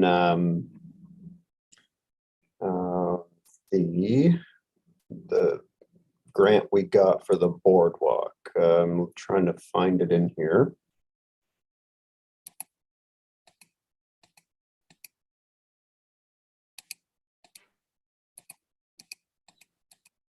Looking myself, we all know which one you're talking about, so we can. Community revitalization grant, 611. 11. Through you to Mr. Vare. Mr. Vare, this is, first off, this is a very sizable grant for the size of the project, which is great. So thank you for applying. To be clear, this is for the section of boardwalk that runs along what used to be docks and is now Montana's and would go around the back side of that property or the water side of that property. Through you, Mr. Mayor, to Councilor Shoemaker, that's correct. Yes, it's the, I guess, the eastern side of the Roberta Bondar Marina, and it replaces the former walkway that was there, which had an accessibility issue. Okay, and it used to be a floating dock back, I don't know how long it's been out of the water, at least 8 or 9 years, but will that still be the case or will it be solid in place now? Through you, Mr. Mayor, to Councilor Shoemaker, it will be solid in place on the land in this design. In that way, we hope we will avoid the accessibility issue that we had before, and people will connect more at the street level, if you will, along Foster Drive.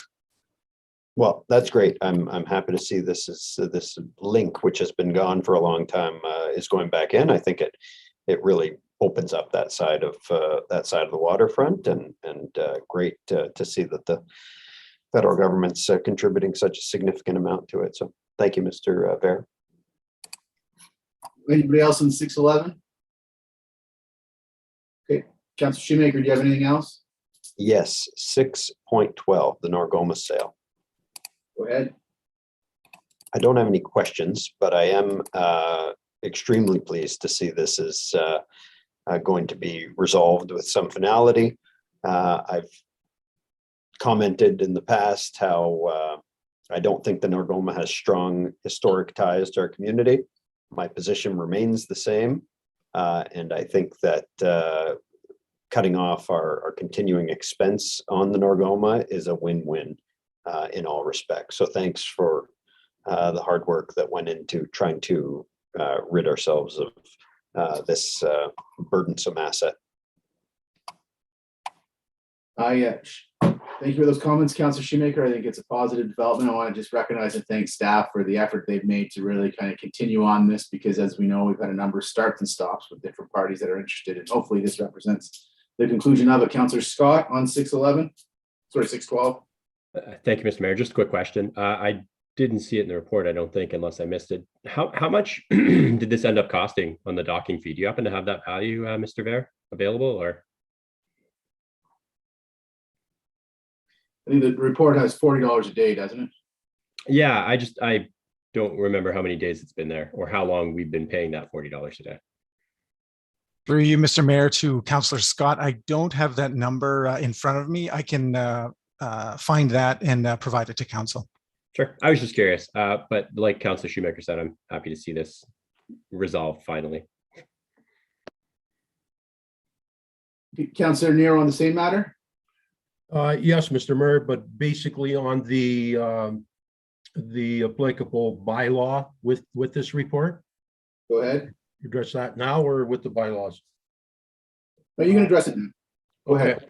I looked through the bylaw, and correct me if I'm wrong, Mr. Vare, but I didn't see anything that referred to responsibility after the vessel left the dock. Is that something that should be referred to in the bylaw? Are you asking, Councilor Nero, if we have any responsibility once the boat leaves the dock?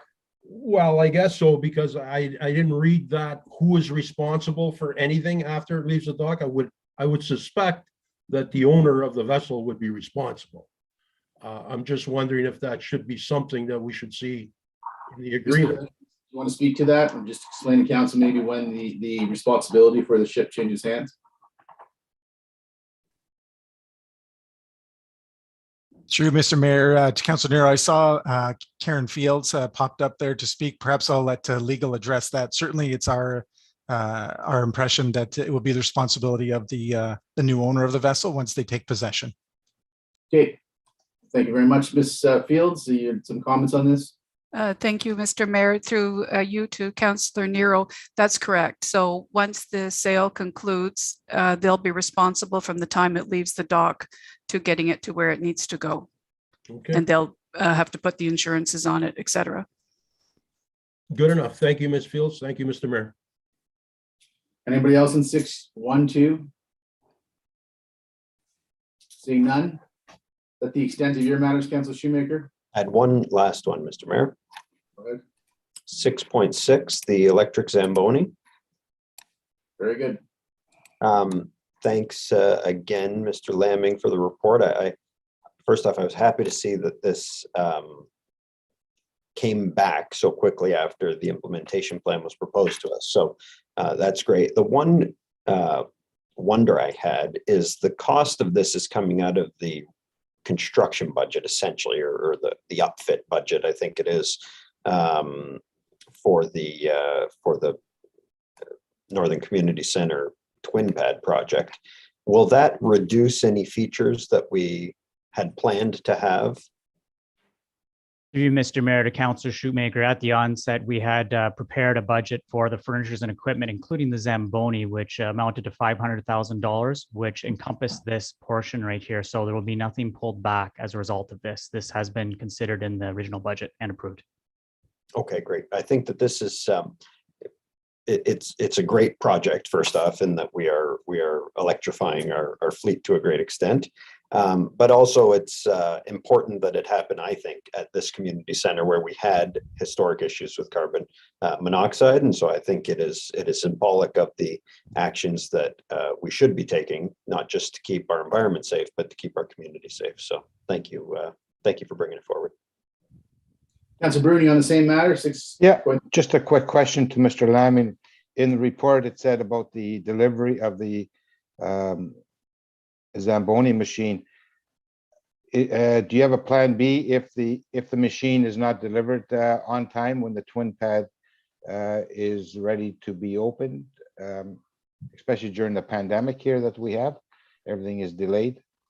Through you, Mr. Mayor, to Councillor Bruno. Yes, we can operate with one Zamboni at a twin pad. We don't like to, but what can happen is we do stagger the ice times on a half-hour basis. So in a fail-safe, we can run with the one Zamboni, but it's ideal at the John Rhodes and at the new twin pad to have two. So the lead time on this is approximately 8 months. So it should be here just in time for the facility to open, as long as there's no delays in manufacturing. Okay, thank you. Anybody else for 6.6? Seeing none, that's the extent of your matters, Councillor Shoemaker. I'm going to go to Councillor Hollingsworth. Okay. I see you both, Councillor Christian and Bruni. B is before C. Through you, Mayor, for on to the item is 6.1, the Ontario Medical Association, OMA. Yeah. And the question through you, Mayor, to Mr. White. Their suggestions are very interesting. Just curious, how do you see us proceeding with their suggestions? Or are we just going to take as information for now? Through you, Mr. Mayor, to Councillor Hollingsworth. They have attached their correspondence. I think we have to read through it. Likely it'll become a topic of conversation at the Physician Recruitment Committee. And that would be probably the most appropriate place for it to be reviewed and acted upon. Okay, thank you. I agree. I just want to confirm that their information is very valuable, and I'm sure Councillor Hilsinger would be also interested to dive into that further, being the chair of the recruitment committee. Thank you. That's all. Anybody else in 6.1? Thank you. Is that it for your matters, Councillor Hollingsworth? Yes, it is. Okay, so I recognize that B comes before C, but I had Christian on my list before Bruni, so we're going to go to that. Thank you, Mr. Mayor. Good decision. I 6.9, I have a couple of questions regarding the collection system at transit through you to Mr. Lamming. These units, once they're installed, are they transferable to new buses that may be brought online? If we decommission a bus, do we pull these units out? How does that process work, or how do you foresee that process working? Through Mr. Mayor to Councillor Christian, yes, the very like our existing units, we can take out the cash box and technology. So we'd continue to do the same as we onboard new units. We'd outfit all of our existing conventional units that we have right now. So that is an option moving forward to save in cost. Okay, thank you. Two more questions. It says in the report that the service costs after year 5 is $451,000, which is a big number. I'm wondering if the 80,000 in the first year is included in that 451, or is that separated out? Through you, Mr. Mayor to Councillor Christian, we had the budget of 1 million for this project and upfront capital. So the 635, our portion 105 is there. So the 80,000 is part of that. The next 2 years, 2 to 5, make up the 451. So we're more than covered in the budget. Okay, still a big number. So as far as service costs, what do those include? Like, are there is repair built into that? Are we paying? Is that part of a licensing fee? What is that?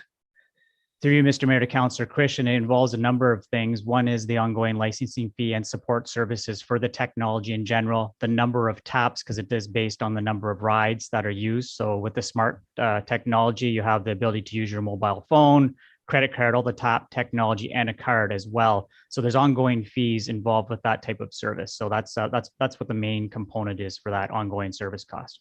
Okay, and now as far as software upgrades, is that included in our service costs and our overall costs, or are those separate items, or do you know that at this point?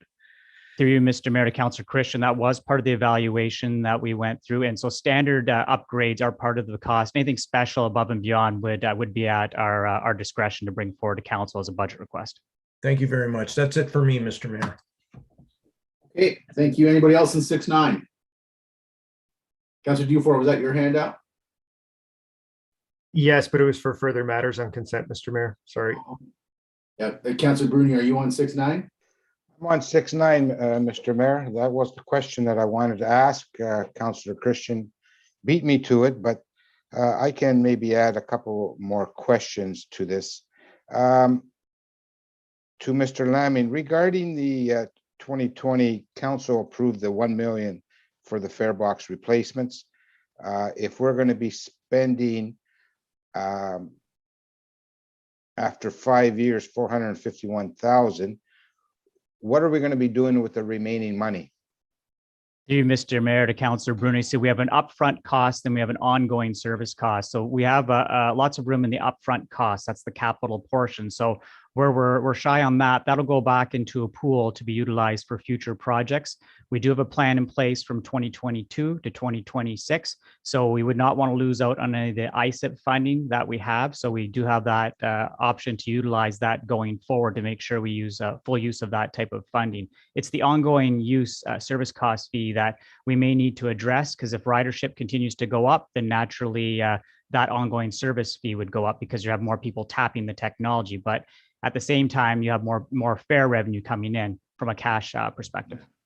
If ridership decreases, which I hope it doesn't, does the cost come down? Through you, Mr. Mayor, to Councillor Bruni, yes, it goes both ways. So if there's less tapping going on for the technology, it's based accordingly. Okay, and so year 2 to 5, the money would come out of operating? Through you, Mr. Mayor, to Councillor Bruni, yes, we would bring our operating requests standard. If it was need to be increased, we'd bring that as part of an annual request to council for under operating as part of the budget process. So why wouldn't we use the remaining money for that for the next 5 years if we got 500,000 plus and use that for operating? I think there's a distinction, maybe for clarity, there's a distinction to be made, Councillor Bruni, between the capital funds and the operating funds.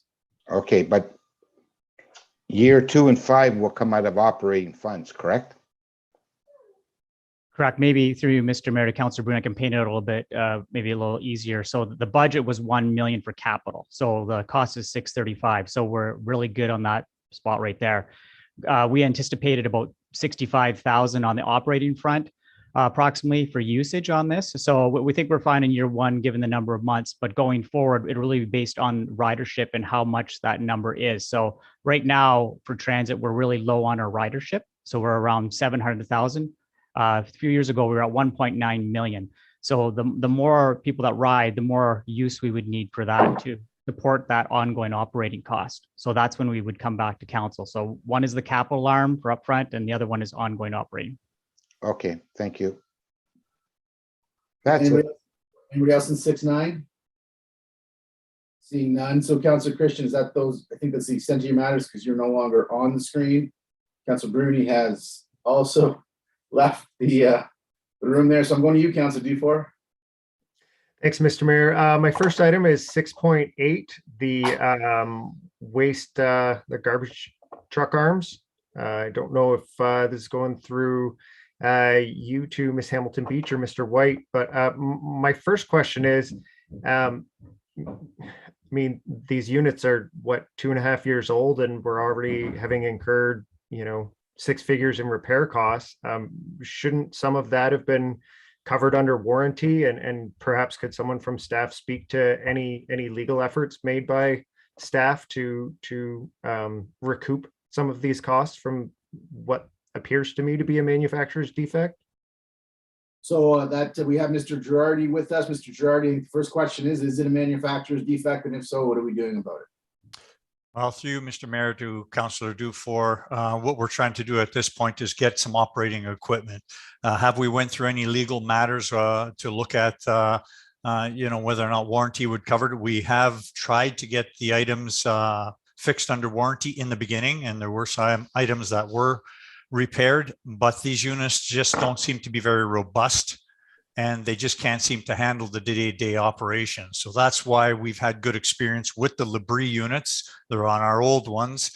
At the time of purchase, we were hoping to go with Labrie, but of course, Shupak had come in at a lesser cost, and with our procurement policy, we were put in that direction to purchase the Shupaks. Unfortunately, they're not a robust unit, so you're correct. We have to spend some money now and put Labries on them.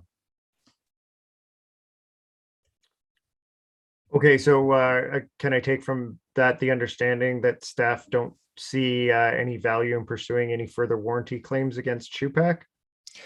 Through Mr. Mayor, to Councillor Dufour, the warranty package is very clear, so I don't know what success we would have at it. Certainly we can have conversations with legal to take a look at it, but basically I don't think we'll have much success with it, to be honest with you.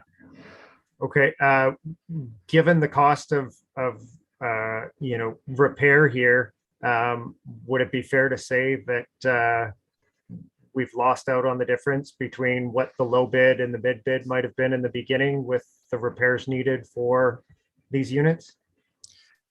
Yes, you're correct. Absolutely correct. I think if we'd have went with the Labries right up front, I think we'd have had better success. Unfortunately, that's not the direction we had went at the time. They were spec'd and they did meet spec.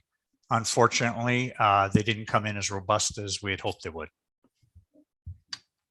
Okay, and are we certain that the Labrie units can be retrofitted onto the Shupak trucks?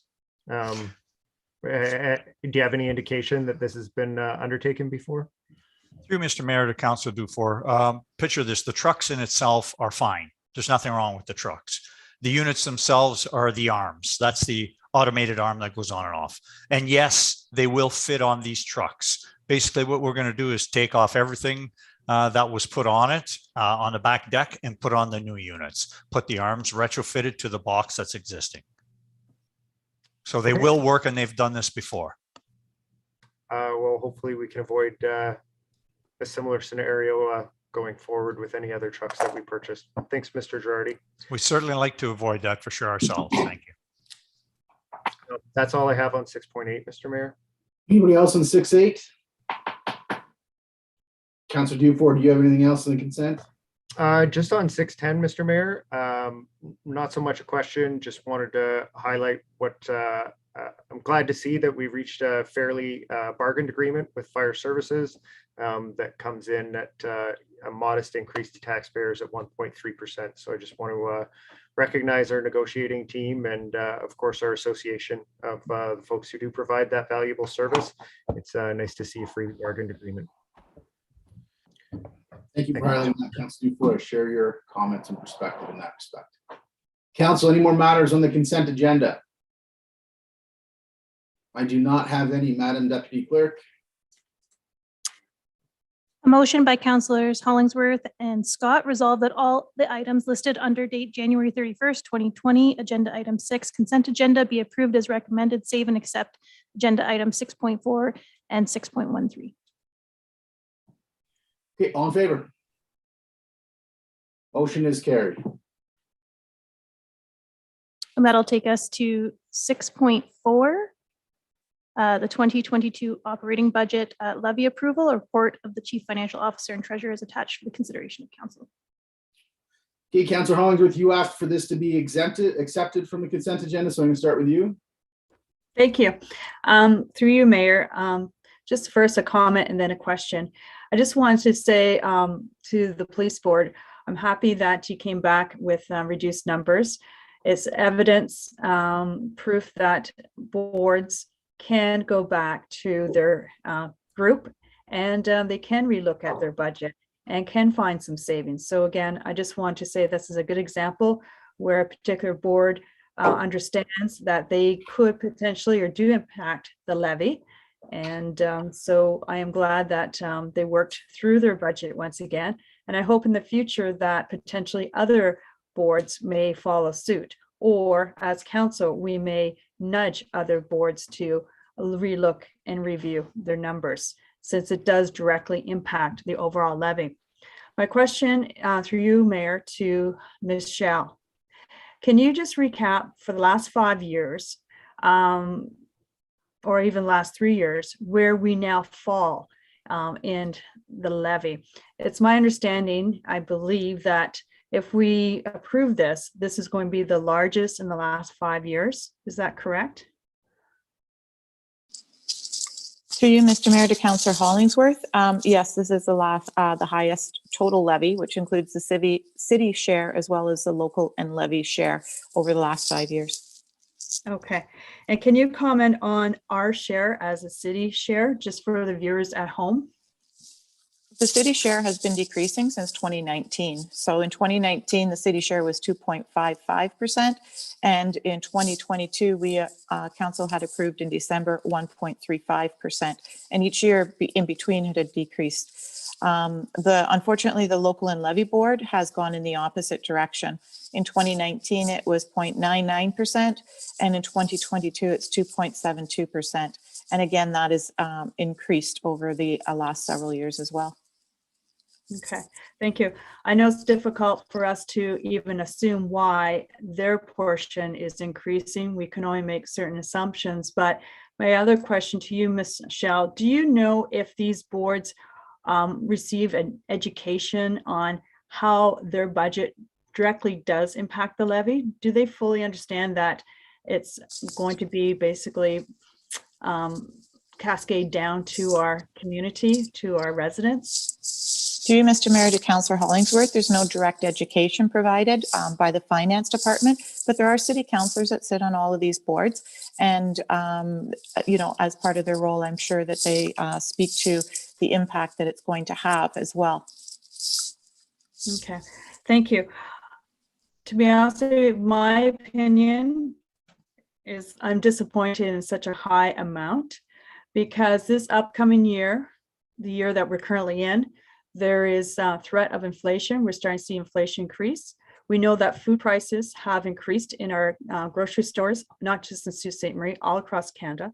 The day-to-day living expenses are on the increase. So having said that, we as a city have done a very good job in controlling our portion, but I'm very disappointed that other boards have not gone back to try to work the numbers, and like the police board. That's all at this time. Thank you. Thank you, Councillor Hollingsworth. Anybody else on 6.4? Just want to commend, frankly, all of you council and staff, not just finance staff, but staff across the municipality. Certainly finance staff has a lot of heavy lifting when it comes to budget time. But I think when you look at the trends, when you look at our municipal only numbers, you compare our municipal only numbers to our comparators, not just in Northern Ontario, but our similar community comparators outside of Northern Ontario, we're working hard to minimize the impact of our operations on the levy. And I think that the proof is in the numbers. So we're here tonight to finalize this. We have the final number back from police. Thank you to the police services, their finance, working with our finance and the police service board for taking another look at that. With no other comments on it, we can take a vote on this, Madam Clerk. So you have the vote up on the screen. All in favor? I'm just going to read the motion here. That is read the motion. Oh, yeah. A motion by Councillors Christian and Scott resolved that the report of the Chief Financial Officer and Treasurer dated January 31st, 2022 concerning 2022 operational budget levy approval be received, and that the 2022 levies and local boards be approved, resulting in an increase to the levy and local board portion of the municipal levy from 2021 of 2.72%. The overall 2022 municipal levy, corporate and levy and local boards of $128,077,959 be approved, and the capital expenses for major building maintenance and upgrades to the NG 911 system in the amount of $362,000 be funded from the asset management reserve. And then it's open for voting. All in favor? Any opposed?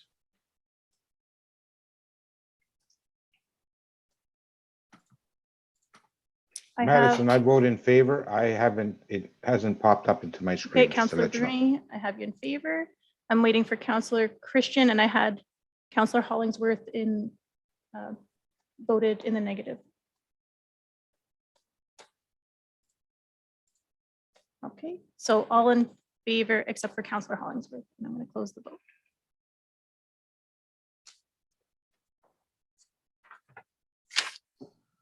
Okay, so that passes. And that will bring us to 7.8 boards and committees. I will start with 7.8.1, the Public Utilities Commission Water Council appointment. One member of council to be appointed, and Councillor Gardy has indicated interest. Yeah, we have no other interest in that appointment that's been indicated to us. If that continues to be the case, we could pass that resolution and appoint Councillor Gardy to the Water Commission. I think we could all commend Councillor Gardy for the work that he's doing in leading our efforts to make the case that the Canada Water Agency should be in Sault Ste. Marie. I think it would be valuable for Councillor Gardy to get the experience to be on the utility. It's an important function in our community, and I'm glad he's willing to step up and take over the remainder of the year and learn about that. So, Madam Clerk, seeing nobody else with that interest, the vote's up. All in favor?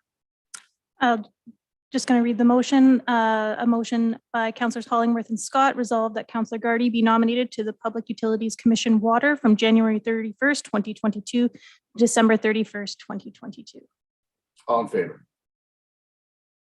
Okay, carried. Congratulations, Councillor Gardy. We'll get you connected with that group and get you your transition materials. Councillor Bruni voted in the affirmative? Yeah, it was all. Yes, I did. Unanimous? Okay. Yes, I did. Thank you. Close the vote there. And that will bring us to the Police Services Board, 7.8.2. One member of council to be appointed, and we've received interest from Councillor Shoemaker and Councillor Hollingsworth. Okay, so we have two councillors that are interested in standing for this. If they are both still interested in standing for this, we will have to have a vote. That has to be a simultaneous recorded vote. The CEO sent that process to all of you earlier. You would all have to write down the name of the councillor you were voting, and we'd all have to hold it up at the same time. So before we get into that, I just want to confirm with both of them that they still intend on standing. Councillor Shoemaker, do you still intend on standing? Yes, Mr. Mayor, thank you. Councillor Hollingsworth, do you still intend on standing? Yes, yes. Okay. So, Madam Deputy Clerk, I'll leave this to you. But before we get to that, think it's appropriate to give each of them an opportunity to speak to council and outline why they want to sit on this committee, and then we can go from there to vote. So Councilor Shoemaker, I'll start with you. Thanks, Mr. Mayor. At budget time, and thank you for your service on the Police Service Board over the number of years you've been mayor. At budget time, it was clear that that there was an opportunity at the Police Service Board to examine different ways of doing things, including there's a motion on tonight's agenda, and I understand a motion was recently brought at the Police Service Board to examine the potential for consolidating some civilian staff, with the city's civilian staff. That was an area I'd expressed some interest in. I've expressed an interest over the last while in seeing a new police station or some facets of the police station move downtown. Those are all efforts that I want to pursue as a member of the board for the remainder of this council term, and hope that my fellow councilors support me in that regard.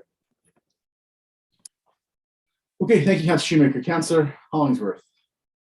Thank you. I'm interested in this position for many reasons. One, since I've been on council, even my first term, my current second term, I've always wanted to increase safety in the downtown area. I was very involved with the Downtown Association with my first term.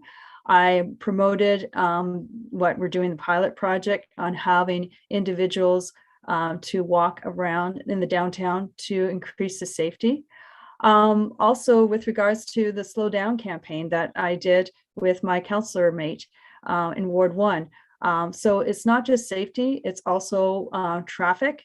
And I believe that Councillor Hilsinger has said, we have a situation all throughout the Sault Ste. Marie with regards to speeders. So safety, speeding, and also I did suggest that the old Royal Bank be turned into a police station down in the downtown area. I do have some other ideas that I'd like to pursue, and working closely and researching what Detroit has done and other communities, including Windsor and also Mississauga. These are some ideas that I like to bring towards our Police Service Board, look at other communities and give them a try.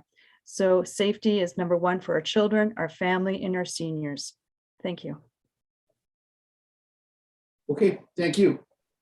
So I'm going to leave the process to either you, Mr. CEO, or you, Madam Deputy Clerk, because obviously I have to vote in this myself. So I will not be calling the vote.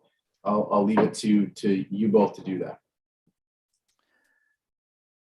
Mr. Mayor, members of council, just for ease of reference, once you have prepared your vote slip, could you please raise your hand just so we know that everyone's ready to display it?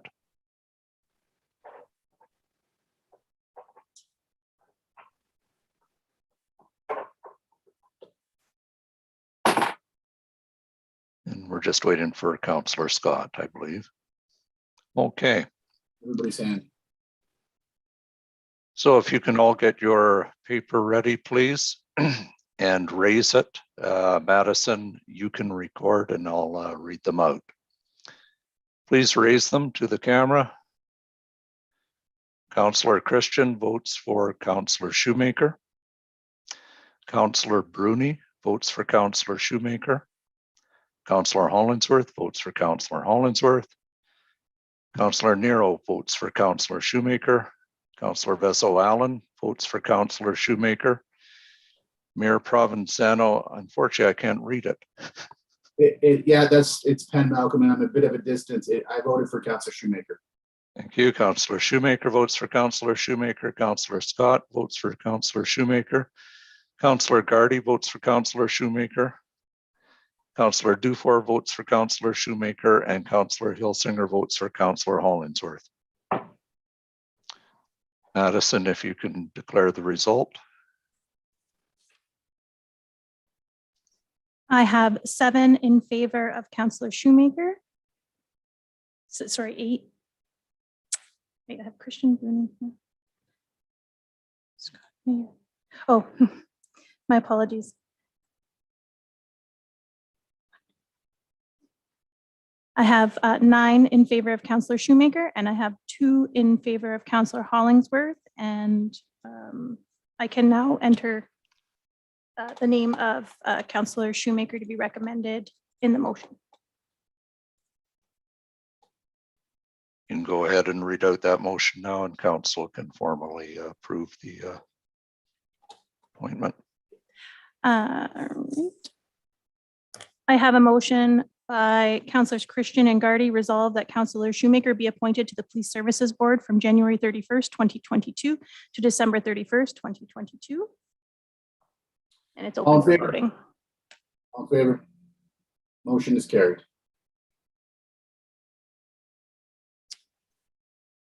I'm just waiting for Councillor Christian.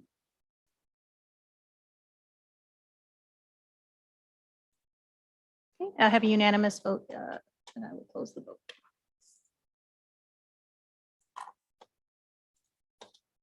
And under agenda item 7.8.3 for the Environmental Monitoring Committee, we had one citizen appointment.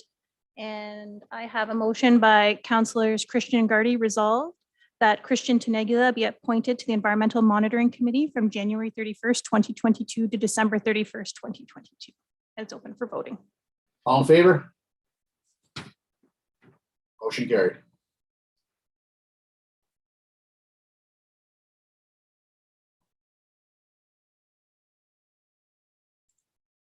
Just waiting for Councillor Scott. I think I voted, didn't I? Are you in the affirmative? Yes. It's a unanimous vote. I'll close that vote. And that will bring us to the 8th. And under agenda item 8.1, I have 2 billion trees. And I'll read the motion. A motion by Councillor Gardy and Councillor Hilsinger. Whereas trees capture carbon and reduce greenhouse gas emissions and help in the fight against climate change. And whereas enhancing biodiversity and forest resilience to climate change can be accomplished by planting the right tree species in the right places and restoring wildlife habitat. And whereas the planting of trees creates more green spaces for recreational activities and sanctuaries for connecting with nature, better regulation of temperatures in cities, improved mental well-being and reduced risk of wildland fire and floods to our communities. And whereas the federal government through Natural Resources Development Canada has established a program to plant 2 billion trees over the next several years to capitalize on the foregoing benefits. And whereas eligible applicants are able to apply more than one funding stream under the program, municipalities being an eligible applicant. Now therefore be it resolved that city staff be requested to develop a plan and or utilize an existing plan to apply to the 2 billion tree program's second call for proposals in an effort to plant appropriate tree species to add to our urban tree canopy. Okay, so Councillor Gardy, would you like to speak to this? Quickly, everything that we can do in this time of the climate crisis, we should do. This is an effort that I think we should be a part of as a community.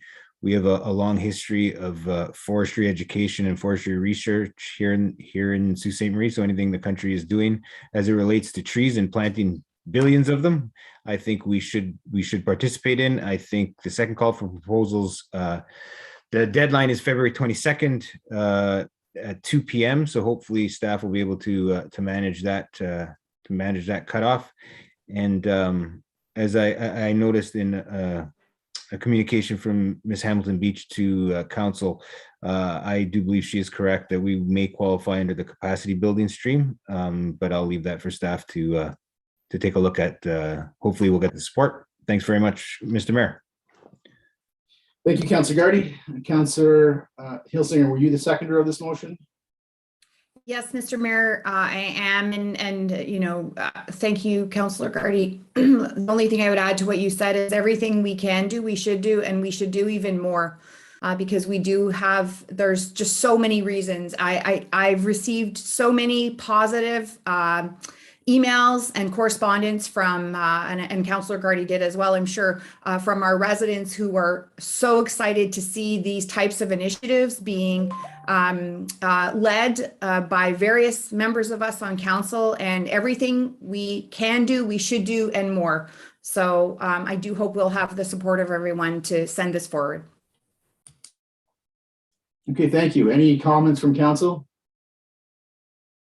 Seeing none, all in favor? Motion is carried unanimously. Thank you, Madam Clerk. All right, I'm just going to close the vote, and that will bring us to 8.2 multi-year replacement plan small engine machinery. And I have a motion by Councillors Shoemaker and Christian. Whereas the city of Sault Ste. Marie has pledged to use resources wisely to maintain and create a sustainable city for future generation. And whereas the Community Greenhouse Gas Reduction Plan 2020 to 2030 to 2030 recommends supporting electrification opportunities. And whereas in December 2021, Council was presented with a multi-year replacement plan for ice resurfacers, commonly known as Zambonis, which is seeking to electrify all Zambonis in the city of Sault Ste. Marie's fleet.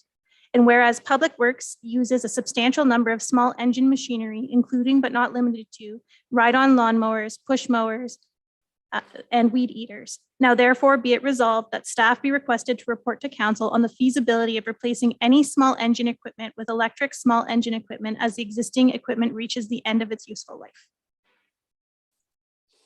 Councilor Shoemaker, did you want to speak to that? Is your motion? Yes, just briefly, Mr. Mayor, I was happy actually that this motion landed on the same agenda as the tender for the electric Zamboni that we discussed earlier in the meeting.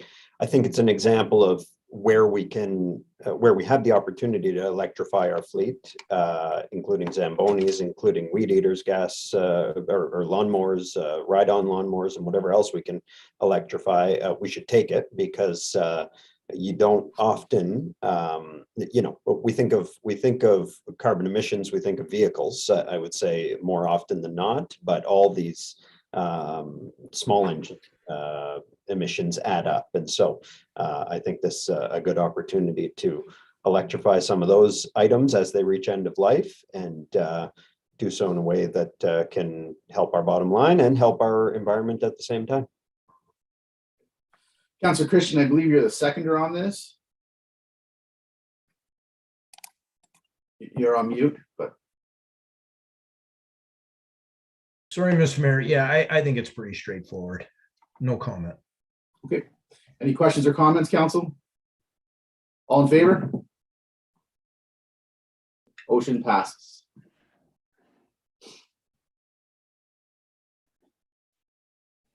Right, I have it passing unanimously. That's correct. Close the vote, and that'll bring us to 8.3, Northern Ontario Transportation Task Force.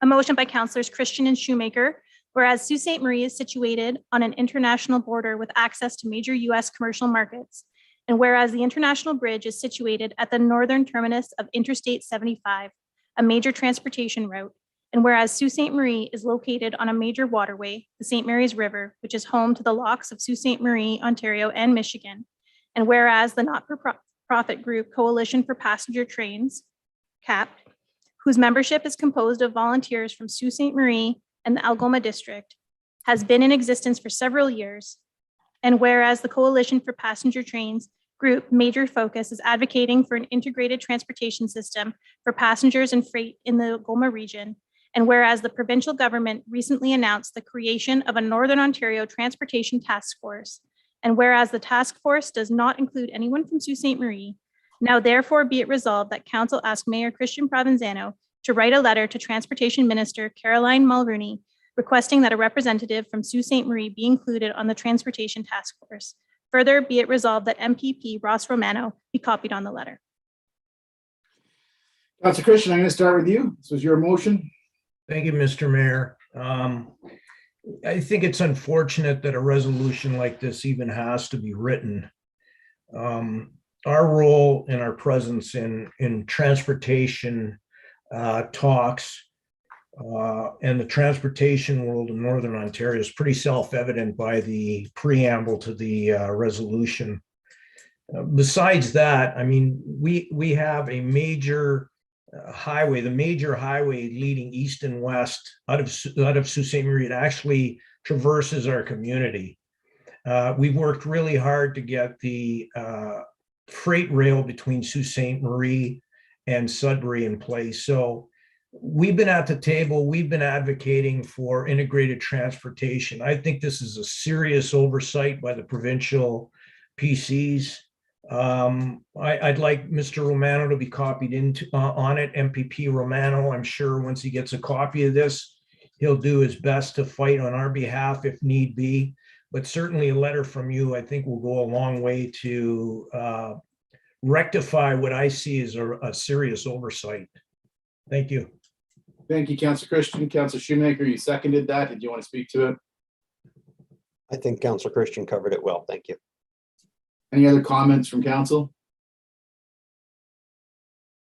Seeing none, all in favor? Motion is carried, I believe, unanimously.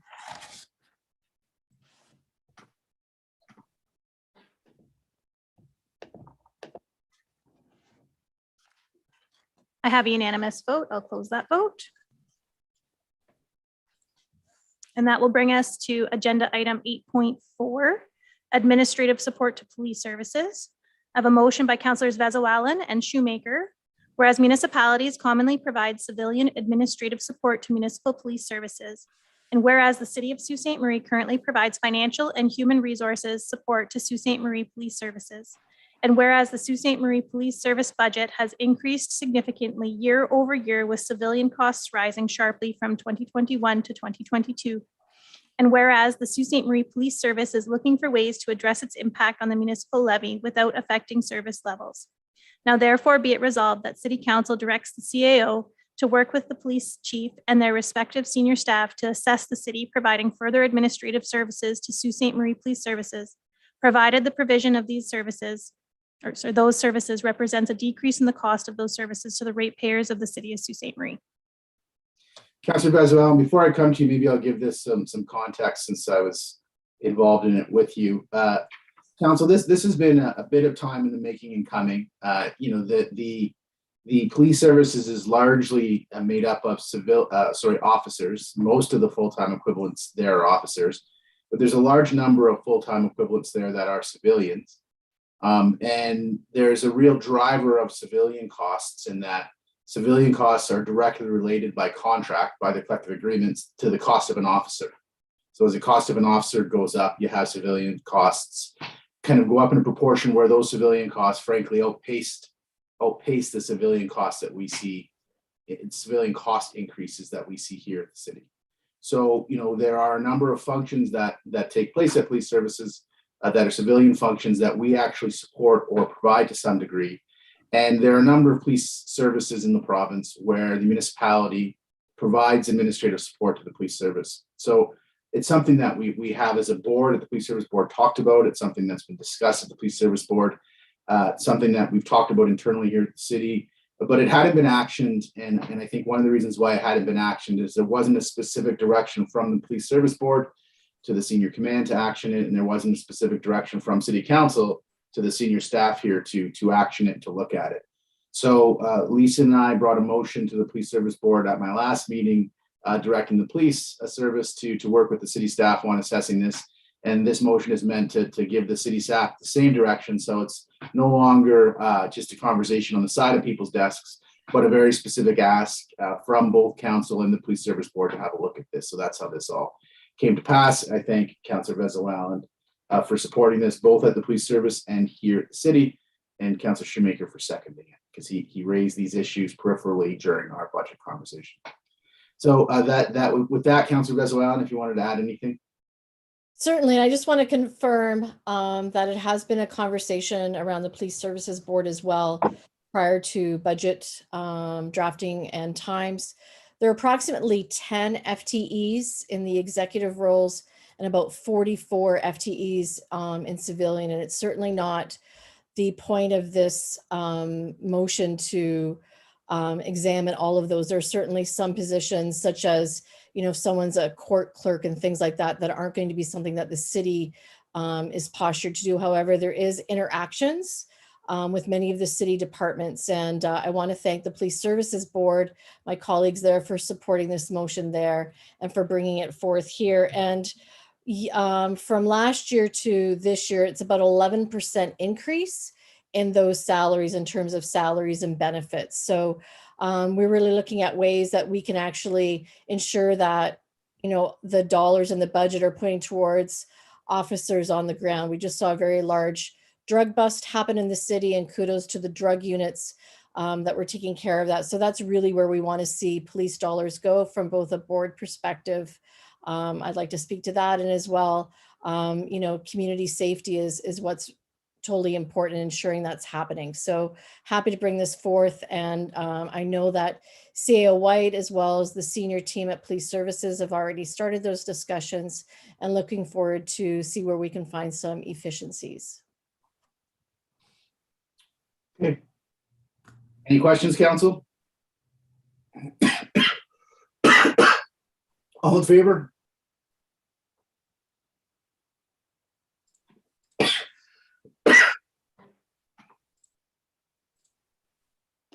I have it carrying unanimously.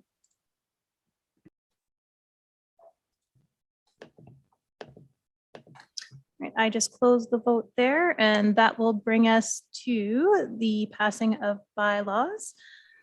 And under agenda item 11, consideration and passing of bylaws, a motion by councillors Hollingsworth and Scott resolve that all bylaws under item 11 of the agenda under date January 31st, 2022 be approved, save and accept bylaw 2022-13. All in favor?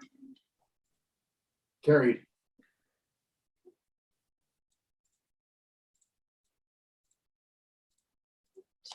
Close that vote.